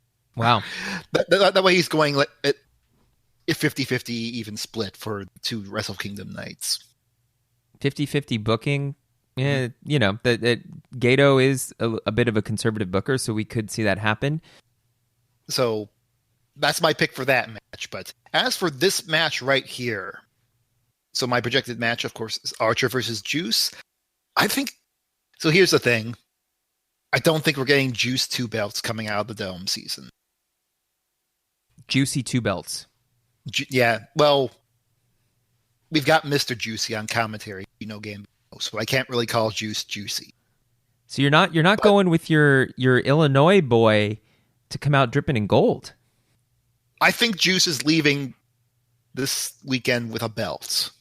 But now that I'm sitting here thinking about it, I'm starting to like throw a little bit of You're casting doubt. A lot of doubt, actually, over my night one choice. Well, of Finn Juice winning the belt. You've already given it, man. You can't go back on it now. You're right. I already gave it. It's all right. It's all right. So my pick on paper here is Archer, but so Steve, you had Ryan's same pick on night one. You had Archer coming out victorious coming into night two to defend the title against Juice. Do you have the same pick as Ryan here again? Are you picking Archer to be victorious again, back-to-back victories? No, and that's because I differ with Ryan on another pick, which is I have GOD retaining the tag belts. Yes, that's exactly why I'm talking. Exactly. So that's why we basically went the same logical route, but Ryan picked the opposite for the tag match. So I am picking the opposite here. I think Juice is beating Lance Archer. The other thing that sucks about my pick in retrospect is that Juice has lost the match to Archer in the first place back at King of Pro Wrestling. And since we were just talking about Gato being a little bit conservative and 50-50s in a much more subtle way than, say, a does, but still. He said the words. I did say the words. Oh, that's getting bleeped I'm a naughty out. boy. Going in the swear jar. Got to put some money in the swear jar. I'm butting into Steve's time, and I said the bad words. We had the same logical progression and ended up at the different results that single switch would make, essentially. I think Juice needs to beat both these guys, and Juice versus Mox is a stronger headliner for a show later down the line. That's true. You could put that as a headliner for a future show, or maybe like a co-main event or something. You know, that's a money matchup either way. They can't do it really on U.S. soil without special permission from AEW, so we don't see that happen here. But in Japan, I think that's still a marquee matchup, and you definitely get people to tune in if you have the Death Rider going up against Juice at a later time over the title. So, guys, the next match, another title match, the Rev Pro British Championship. Zack Sabre Jr., the champion, defending against Mr. Handsome from LIJ, Sanada. So, Steve, do you think, we mentioned this earlier, and we don't really talk about politics much, but Zack Sabre Jr. talks about politics a lot, even in his backstage interviews. Do you think that Boris Johnson's win and the Tory victory in the election will weigh on Zack's mind so much he will not be able to defeat Sanada and drop the title here? It already has. I feel like his losing is already kind of tied in. His tantrums, his backstage tantrums, the whole reason this match exists, attacking Sanada backstage. It's all the same fear and anger. Do you think Sanada will be coming out victorious? I don't. And I very selfishly decided on which of these two winners I wanted based on a certain someone doing his excursion in the UK. Shooter. And getting a title match maybe some point down the line. I think Zack needs to keep his belt just to sort of keep the whole Suzuki Gun angle going. I can't see Suzuki Gun losing a bunch of gold. They are actually resolving to remove Suzuki. So if I'm going to be confident on that, I think I need to be confident here and say Zack gets his win after such a long string of losses. Do you think there would be any Suzuki-gun interference? I wouldn't be shocked, but I don't necessarily want to predict that out of hand. Interesting. So, Ryan, the other side of the coin, you and Steve, you have your little Lucha de Apuestas challenge yet to be confirmed. You guys have been battling back and forth with dueling picks. Are you in agreement with Steve here, or are you going with the other way? This is a very tough question. The British Openweight Championship, for being a Revolution Pro belt, hasn't really spent a lot of time in Revolution Pro this year. Like, the tag belts are back in rotation, back in England. They finally got those off of ZSJ and Suzuki. But this belt specifically has mostly stayed over here in Japan. It's basically been another mid-card belt. Perhaps an upper mid-card belt, because you have the likes of Tanahashi challenging Zack Sabre for all year. So what it came down to is that they have headlined a couple shows with this belt. Not many. I mean, the only one that's coming to mind right now was a Kazuna Road show where Zack Sabre Jr. put his prestigious title up against Yoshihashi. And to be fair, his G1 spot was in play too, but still. So who do you think's coming out victorious? I think with that in mind, they might try a couple more shows this year with it headlining. And I think this will be a decent enough test as any to see how well Sonata does on top. I think that's a really interesting The past year has certainly point. been a very strong year for him. It has been a very strong year for him. I'm in agreement with you. I think Sonata gets an opportunity to show what he can do as champion. Maybe this is a little bit of a tryout for a future bigger championship win.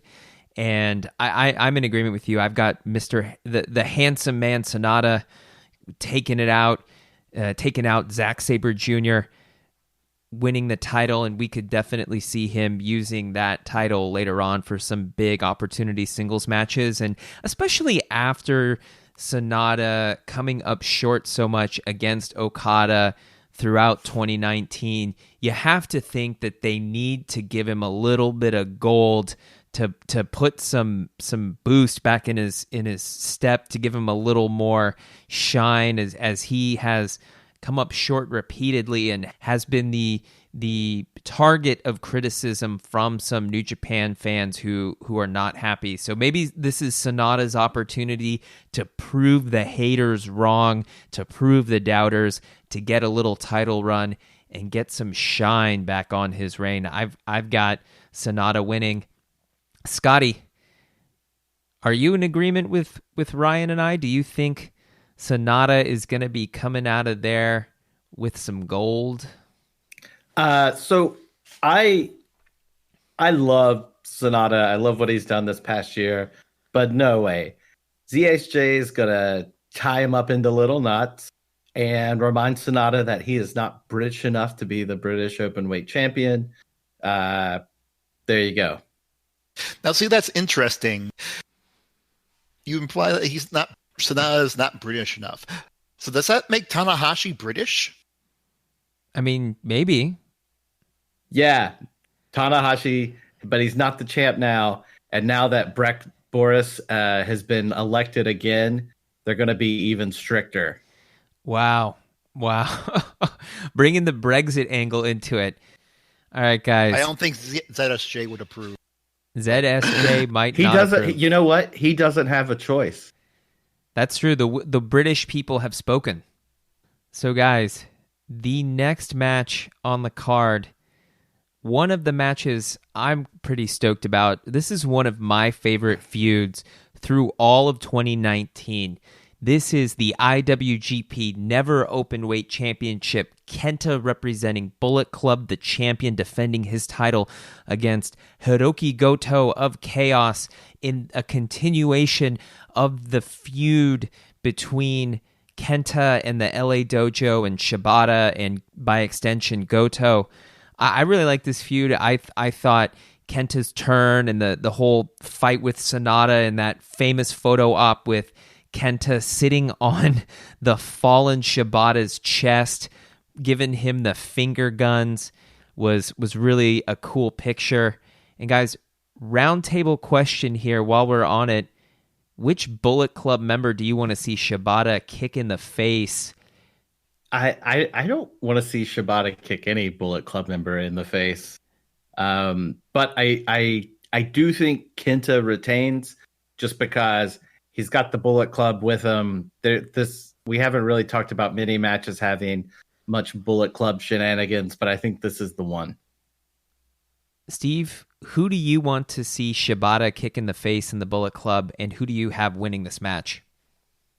I mean, it's Gato, right? Like, Gato's eating it. He is getting knocked into next week. You think not Master Heater? Well, I mean, maybe both of them. I want to see Gato because Gato always was sort of the mastermind of the Bullet Club turning stuff, right? With Gato Jay can White and actually take everything. a bump, unlike Jado. That too. He was also the guy who was like doing all the interference for Jay White in the G1.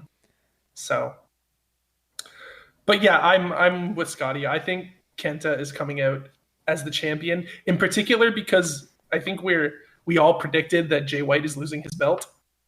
So I feel like Bullet Club coming out again with no singles belts would be a little weird. And I think Kenta's keeping his. I'm in agreement with you, Steve. I think Kenta is keeping, but I'm going to go with a little bit different reasoning behind it. And this reasoning is maybe because I've had a little too much eggnog. Maybe I've had a little too much of the bubbly over the holiday season, and it's clouding my brain a bit. But I'm saying Kenta retains, and I'm going to say that it's going to be because Goto is not going to be the one that can beat him. It's got to be Shibata. Shibata comes back in 2020 and wrestles a final retirement match against Kenta. That is my prediction. It's an insane prediction. The probability of happening it is not very high, but I'm going out there. I'm Scotty's gambler, love of risk and long odds has rubbed off on me. I'm making that prediction right now for the Rudo's podcast prediction contest. I'm not getting any extra points for it. I just wanted to make that prediction. Rudo, Ryan, the three of us have picked Kenta. I know you have your rivalry with Steve going on right now, but are you in agreement with him? Are you in agreement with the rest of us? Is this another unanimous pick? Are you thinking Kenta retains his title? So let me drop some facts on y'all right here. Coming with the truth. We're going to be getting Kenta win. We all like dunking on Goto. We all like to say he can never seem to win the big one when it counts. But for a guy with that kind of rep, he sure seems to have won an awful lot at WrestleKingdom. Won an awful lot of title matches at WrestleKingdom, in fact. He is 11-6 overall in the Dome since he started his career. That's he has some not great taken stats. a singles loss since 2010 here in the Dome. And that loss was a cross-promotional match. He was fighting Sugiura for the GHC heavyweight title. In that match, he lost. Not only a title match, he also won that Lucha de Apuestas match against Minoru Suzuki and shaved Suzuki in the Dome. Right. That was actually a title match. It was That also was for a the title. never, But yes. Lucha de Apuestas overrules the title part of it. So, If you say so. But so we have that. And we also have the emotional catharsis of Shibata getting revenge in some way. I don't think they bring Shibata back for anything less than the Tokyo Dome. It's probably going to be a while in this case. We believe that we believe that New Japan was trying to get him cleared for this Tokyo Dome, but obviously that didn't happen. But yes, I would not be entirely surprised to see Shibata come out, kick whichever one of the most dangerous players is out there in the head, get them out of the match, and clear the way for Goto to actually take the Never title back. wow. All right. Well, the contrarian in this case against the rest of us. And this is the IWGP Double Title Tournament third place match. The runner-up of the IWGP Intercontinental Championship match, semifinal number 1, versus the runner-up of the IWGP Heavyweight Championship match, semifinal number 2. So it's gonna be a little two-part question here. I'm gonna ask you your pick, and then I'm gonna also ask you if you see the winner of this match getting the next shot at the double champion. And Scotty, I'm gonna start with you, buddy. Who do you have winning the match, and do you think that person gets a shot at the double champion? So based on the earlier picks, I've got Jay White beating Kota Ibushi. I think, yeah, absolutely. Jay White is one of the top tier dudes in this whole promotion. The reason why I think he's going to beat Ibushi is just because he seems like he's the one who's given up the most out of all this. He will get his heat back, and I will breathe with the Switchblade for at least one of these matches. Breed with the Switchblade. Wow. I'm in agreement with you, Scotty. I think the Sleaze Blade, the Switchblade, I'm breathing with him. I'm thinking he beats Ibushi in this match and gets the next shot at the double champion sometime in early 2020. Rudo, Ryan, I know you've had a little bit of a different prediction going into this. Scotty and I have been the same. We had Jay White matching up against Ibushi. You have a different matchup in this match. So who is your winner? And do you think that they will get the next shot at the double champion? That's pretty much what they've been implying with this, that this third place shot, this third place match is going to get the next shot against the double champion. It's a hell of a consolation prize. It is a hell of a consolation prize. And for that, I don't think I can see it being a rematch from WrestleKingdom necessarily. New Japan does like to do that, but I think it's going to be a fresh match, especially for you beginning it in Osaka. I had the matches being the Okada White rematch from multiple times this year, and I have Okada going. So this was very tough. I did have Jay White going over at first because I think of all four guys, Okada is the guy who could stand to lose two matches and not really lose anything. But I think they want to do this Okada Naito match sooner than later. I don't think they want to hold it out until Dominion because that would probably have to end with Okada winning the belt back, and we've seen Okada with the belt numerous times at this point. It's getting a little played out. You don't want to go to the well one too many times and risk hurting your growth.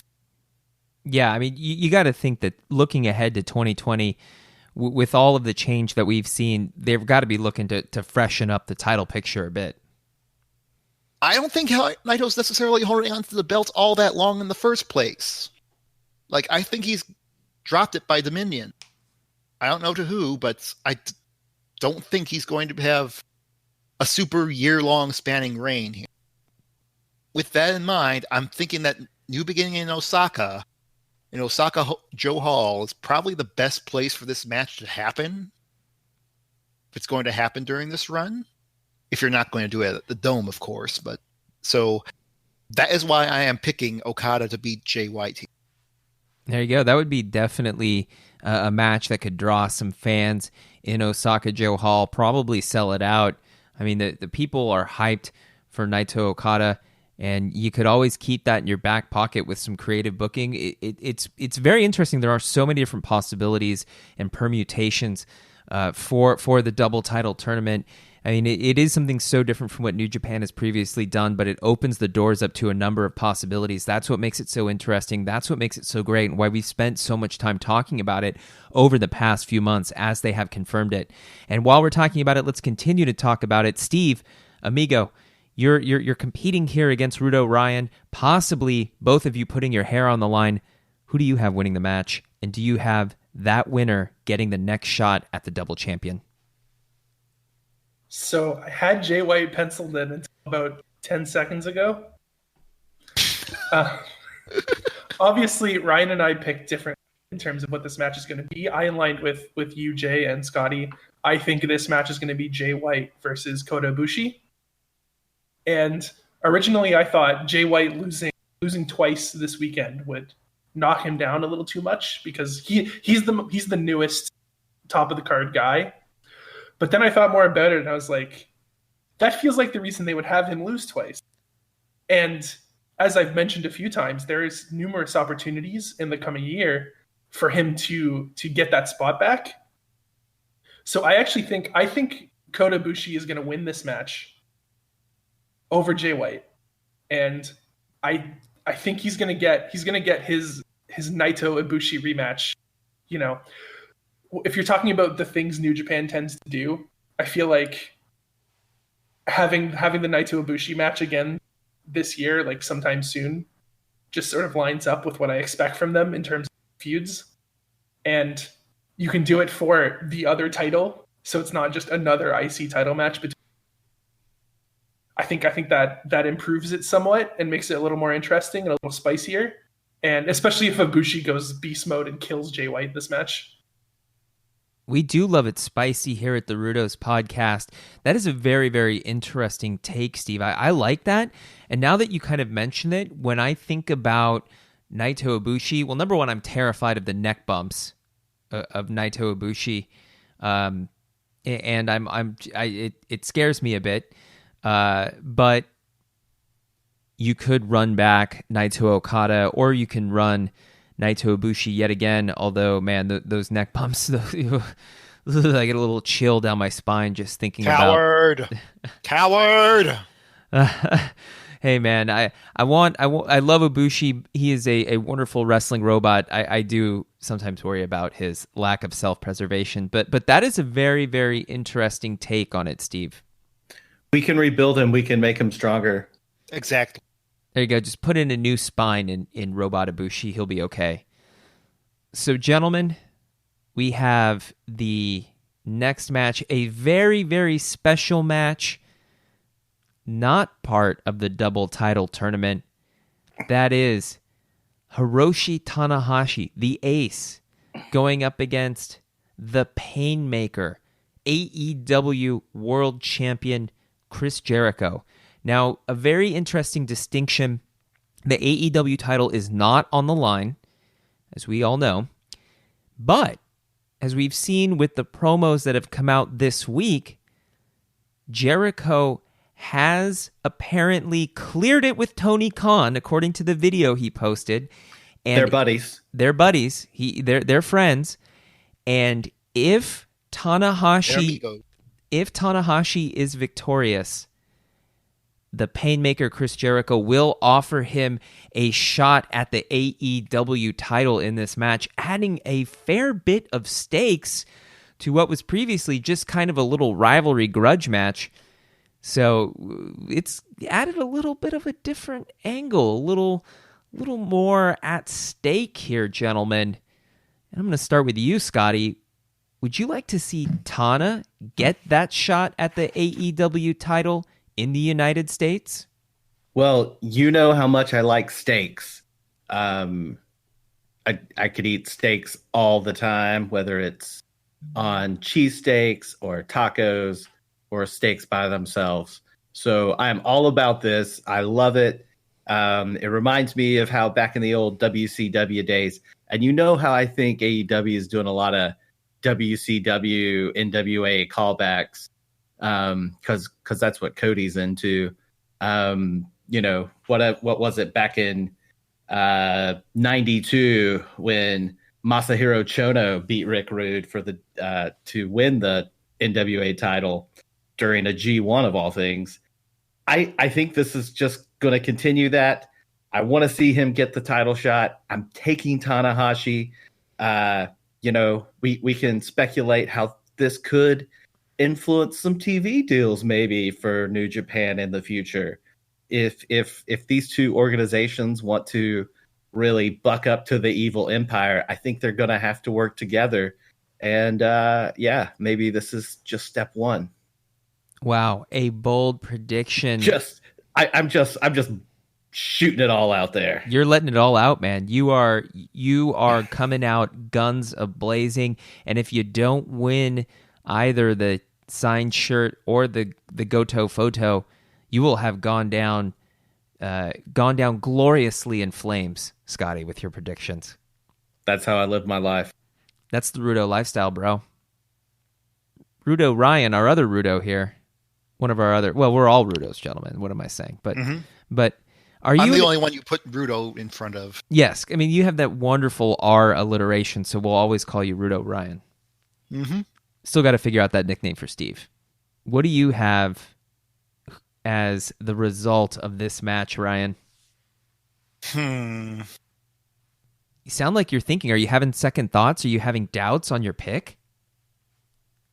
I'm more just thinking a lot of people are assuming this will happen stateside on AEW TV, but I sort of have my doubts on that.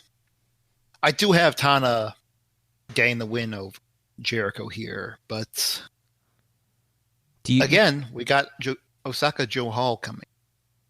Let's say for a moment that my prediction regarding this is incorrect, and it is going to be Okada versus Naito here at the Dome. And that Steve is correct, and that we're going to get Ibushi versus Naito at Osaka Joe Hall. Now, that is a drawing matchup in and of itself, but it's not quite Okada Naito drawing. Like, you would definitely would like to have a strong supporting match for that particular main event. You would definitely need a strong second and likely a strong third match on the card in order to fill up Osaka Joe Hall. That is not a small arena. Right. Like it's approaching 20,000 seats, correct? It's like 17,000 or so. Yeah, it's about there. So I think we have a strong third match because I would not be surprised, as we were noting earlier, if Ryuli and Hiromu decide to reignite their rivalry and pour the energy into a title match at Osaka Joe Hall. But that would just leave a semifinal. And I think an AEW title defense as a semi-main, with Jericho going up against Tanahashi, could draw some interest to that Osaka Joe Hall crowd. You would definitely draw some interest in the U.S., and you could theoretically, right, with the absence of U.S. television in 2020, like we mentioned, you could be pulling fans in to shell out some cash for an NJPW World subscription who may not otherwise, and you could tap in to that AEW fan base and bring yourself in some subscribers, because I guarantee you a lot of people would be very, very interested in tuning in to see Jericho defending the title against Tanahashi in Japan, and would be willing to pony up for a New Japan World subscription to see that match. Right. Like this would be the fan base that ideally New Japan would be trying to tap into. It's a big crossover fan base between the two, but still, I imagine that there are a lot of AEW fans who are not NJPW fans, and like you said, that is a big, untapped, possibly untapped market for New Japan, where they could drive those subscription numbers, bring more eyes onto the product, especially, as we mentioned before, given the absence of television in 2020. So what is your pick for it? Well, like I said, I'm going Tanahashi here at the Dome. You're going Tanahashi to win, to beat the Painmaker at the Dome, and set up the AEW title match at the New Beginning in Osaka. That would be a very, very interesting development. That would probably require some sort of official agreement between AEW and New Japan, which, given the TV deal issues that we've talked about, could be in the cards. I mean, maybe you have Big Dave playing the power broker there and getting the two sides to talk in Tokyo. You know, maybe we see Tony Khan make a flight out to Tokyo for it. The possibility is out there, and I think it would be mutually beneficial to both companies, given how they have performed this past year with AEW coming into TV. I mean, it would be a very, very beneficial relationship to both parties, and I think New Japan's incentive to enter into the relationship just got a lot bigger with the loss of their TV in the United States in 2020. The possibility of getting New Japan stars on a first-tier cable network in the United States is a very, very tantalizing carrot to draw them in to that possible relationship. That is a very, very interesting sort of dynamic that we haven't talked too much about lately. We've always kind of dismissed the AEW and New Japan working relationship as a remote possibility. But I have to say, and I'm gonna ask you all this question to all of you gentlemen, is the AEW New Japan possible relationship now more likely than ever? So more likely than ever up until this point, Yes or no, Steve? What are you going to say? Sure. Ryan, You want me to put on the tinfoil hat for a second? put on the Yeah. tinfoil hat. I want to hear some conspiracy theories. We've been getting worked for a year, and there was never any heat. It was all fake. Oh wow. Oh, Everything, 100% of it, completely made up. holy! Ryan, you asked if Vince Russo was on here. I think we just got swerved, bro. I've been telling y'all, it's the Russo is coming from inside the room. The Russo is coming from inside the building. I don't think it's so Russo-ish, honestly. Again, like I said, I think we're getting some of the good kind of playbacks from back in the day. Look, WCW had a good working relationship with New Japan. There's no reason AEW wouldn't. New Japan and AEW doing some talent exchange stuff similar to what AEW's been doing with Mexico, right? Like I think it's all good and all positive, and it's changing how, professional wrestling organizations actually function. There's no reason. I mean, it's the kind of the AEW philosophy, the rising tides, lift all boats kind of thing. So, Scott, I'm going to take that as a yes. You're saying the relationship is closer than ever? Absolutely.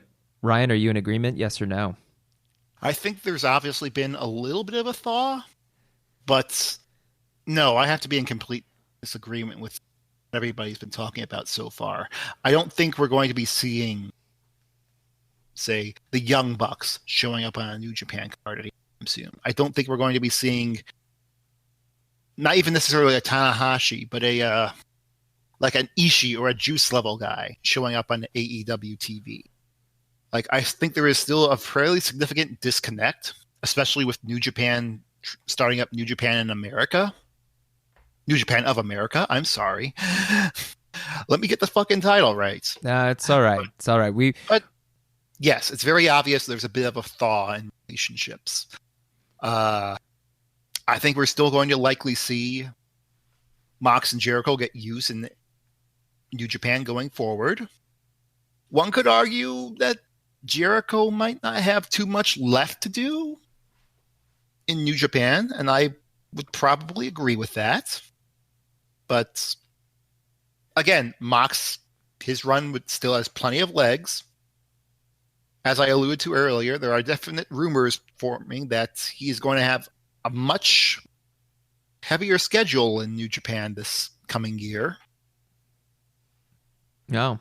Well, and of course they're obviously now recognizing that yes, Jericho has the AEW title on official New Japan media material. I mean, they hadn't even mentioned almost anything about AEW on official New Japan channels up until that point, right? I mean, even just mentioning AEW is a step forward. Mm-hmm. That's really interesting. I think the possibility is still a bit remote, but I would say the two parties are probably now closer than ever, especially given all of the factors that I mentioned before.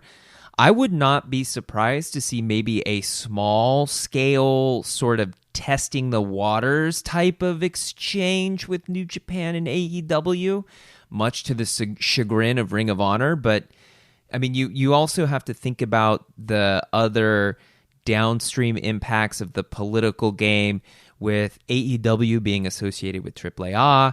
You have New Japan and CMLL. And although we did hear about New Japan having, I think it was Tiger Hattori, while he was in Mexico, having a sort of clandestine meeting and signing Ryu Lee to New Japan. So, I mean, the politics around the global politics around wrestling are shifting and changing, and all of this upheaval that we've seen in 2019 and going forward will be very interesting to watch. So I'm going to say for my pick for this match, I've got the Painmaker himself winning, and I don't see Tana getting that AEW title shot. Steve, amigo, you were the last one here. Who do you have coming out as the victor in this match? I think Tanahashi is going to win because I am really tired of Chris Jericho in New Japan. There's nobody left. I don't want to see him fight anyone else personally. So I'm like, have him lose and send him on his way. Do you think do that the title match or whatever? Do a rematch. That's fine. Either way, I don't really care. Maybe he'll lose and be like, I never promised that. I never said that. Like he's been doing on AEW TV, right? He's just like, he's that kind of heel, so he can do whatever he wants. That's true. That's true. Jericho is definitely a man whose word and promises can be a little bit flexible, as we've seen. All right, gentlemen, we're here. We have finally reached the main event, the big daddy of them all, the IWGP Double Title Tournament final. This is the culmination of months of build, the 2-night WrestleKingdom event, the final match, titles on the line. Not just titles. The double title match for the IWGP Intercontinental Championship and the IWGP Heavyweight Championship. The winners of the matches on night one, the winners of the semifinals advancing to the finals. I'm going to start with you, Steve. Who do you have coming out with all the freaking gold on 1-5? If Naito loses here, I don't know what the fuck we're doing. Look, you can only pull on this guy's story so hard. It's like if Naito loses, I feel like he has to leave the company. It's almost to that degree to me. All right, it would be a pretty massive burial. How do you ever sell him if you're not giving him this? This whole thing was built around him. I don't know. I can't envision anybody else. All right, so you've got Naito winning. Absolutely, yeah. I'm right there with you, Steve, on it being all built around him. I mean, he's talked for like probably the whole year about how he doesn't like how many titles he wants to unify them and all that other stuff. I don't think that'll happen, but I think he does get his chance at being the champion of them all. I'm in agreement with you. I think Naito comes out as Naito 2 belts and he hoists the gold. I mean, the crowd's going to go nuts for it. Like I told you before, the people just have so much LIJ merch. The people love Naito. They really love supporting him.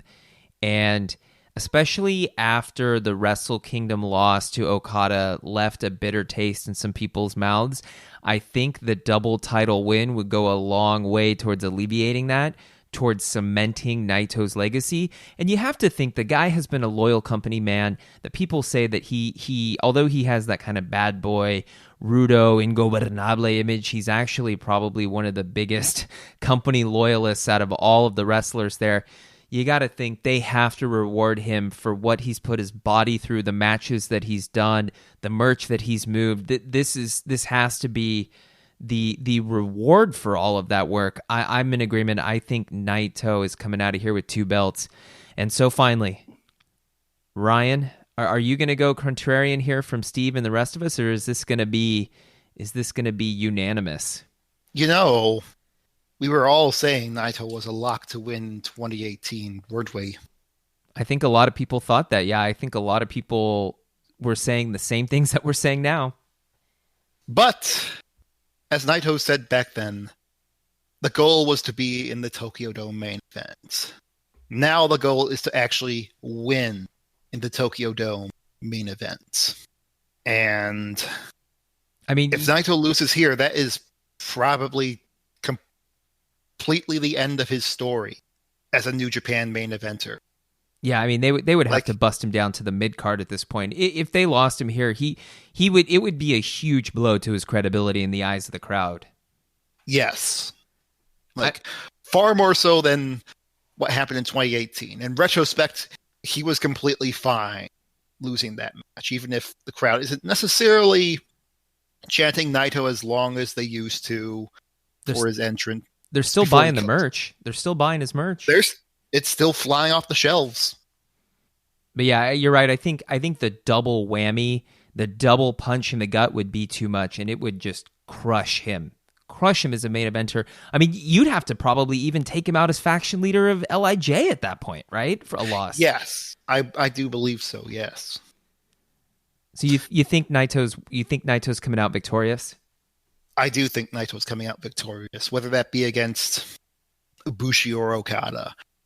To be honest, talking about this has thrown quite a few doubts into my picks for this main event thing, but I'm going to stick with it and go down with the ship in the end. But this is one pick I feel very confident on. Naito really has to win this match. So, gentlemen, I have one question about this, about Naito, perhaps in general. Since we unanimously picked him, if he loses, if he does not come out double champion, is that the end of the Rudo podcast discussing New Japan Pro Wrestling? Wow. Absolutely not. No. It would be a blow to Rudo Nation. It would be a blow to the worldwide Rudo movement to see the banner holder of Rudo-ness in Japan take his loss, but I don't think we would stop talking about New Japan. We still love it. We'd still watch it. I think the fans in Japan would be pretty awfully pissed, and they may stop watching and talking about New Japan, but I don't think we will. Wow. Well, that wraps up our marathon session of picks. I mean, this is a marathon event. 2 nights, tons of matches, tons of intrigue, tons of possibilities, and the Lance Archer EBD Claw shirt and the Goto photo on the line, along with possibly some hair. Stay tuned to the Rudos podcast to see if that challenge is indeed accepted. Follow us at Rudos Podcast on Instagram and Twitter. Ryan, Steve, thank you for joining us today, gentlemen. Thanks for having us. If anybody wants to follow my habitual retweeting, go follow me at Nuclear Potato SA. I actually have a single coming out with my band Debility. That will be out on January 10th. So check us out, debility.bandcamp.com.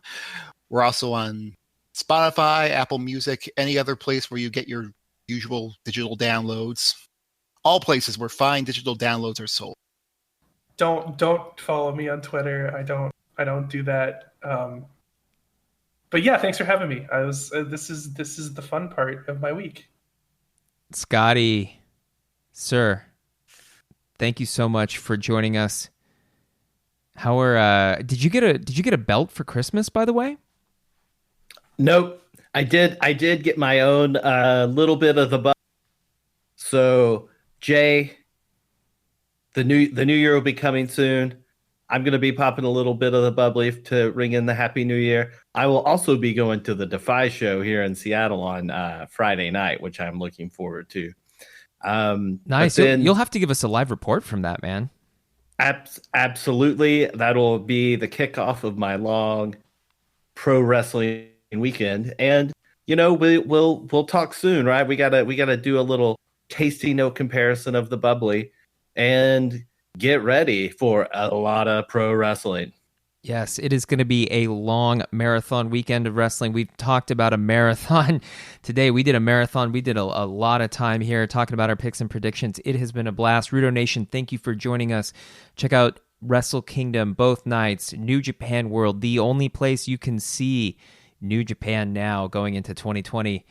Thank you so much, Rudo Nation, for joining us. Check out our videos, Rudo's Podcast YouTube channel. Check out all of our other podcast episodes, rudospodcast.co. And finally, if you want to support the show, grab some of that sweet Rudo's merch, prowrestlingtees.com/Rudo's Podcast. I am Jay, and remember, most of all, most importantly, stay Rudo, my friends. Quédese Rudo, amigos.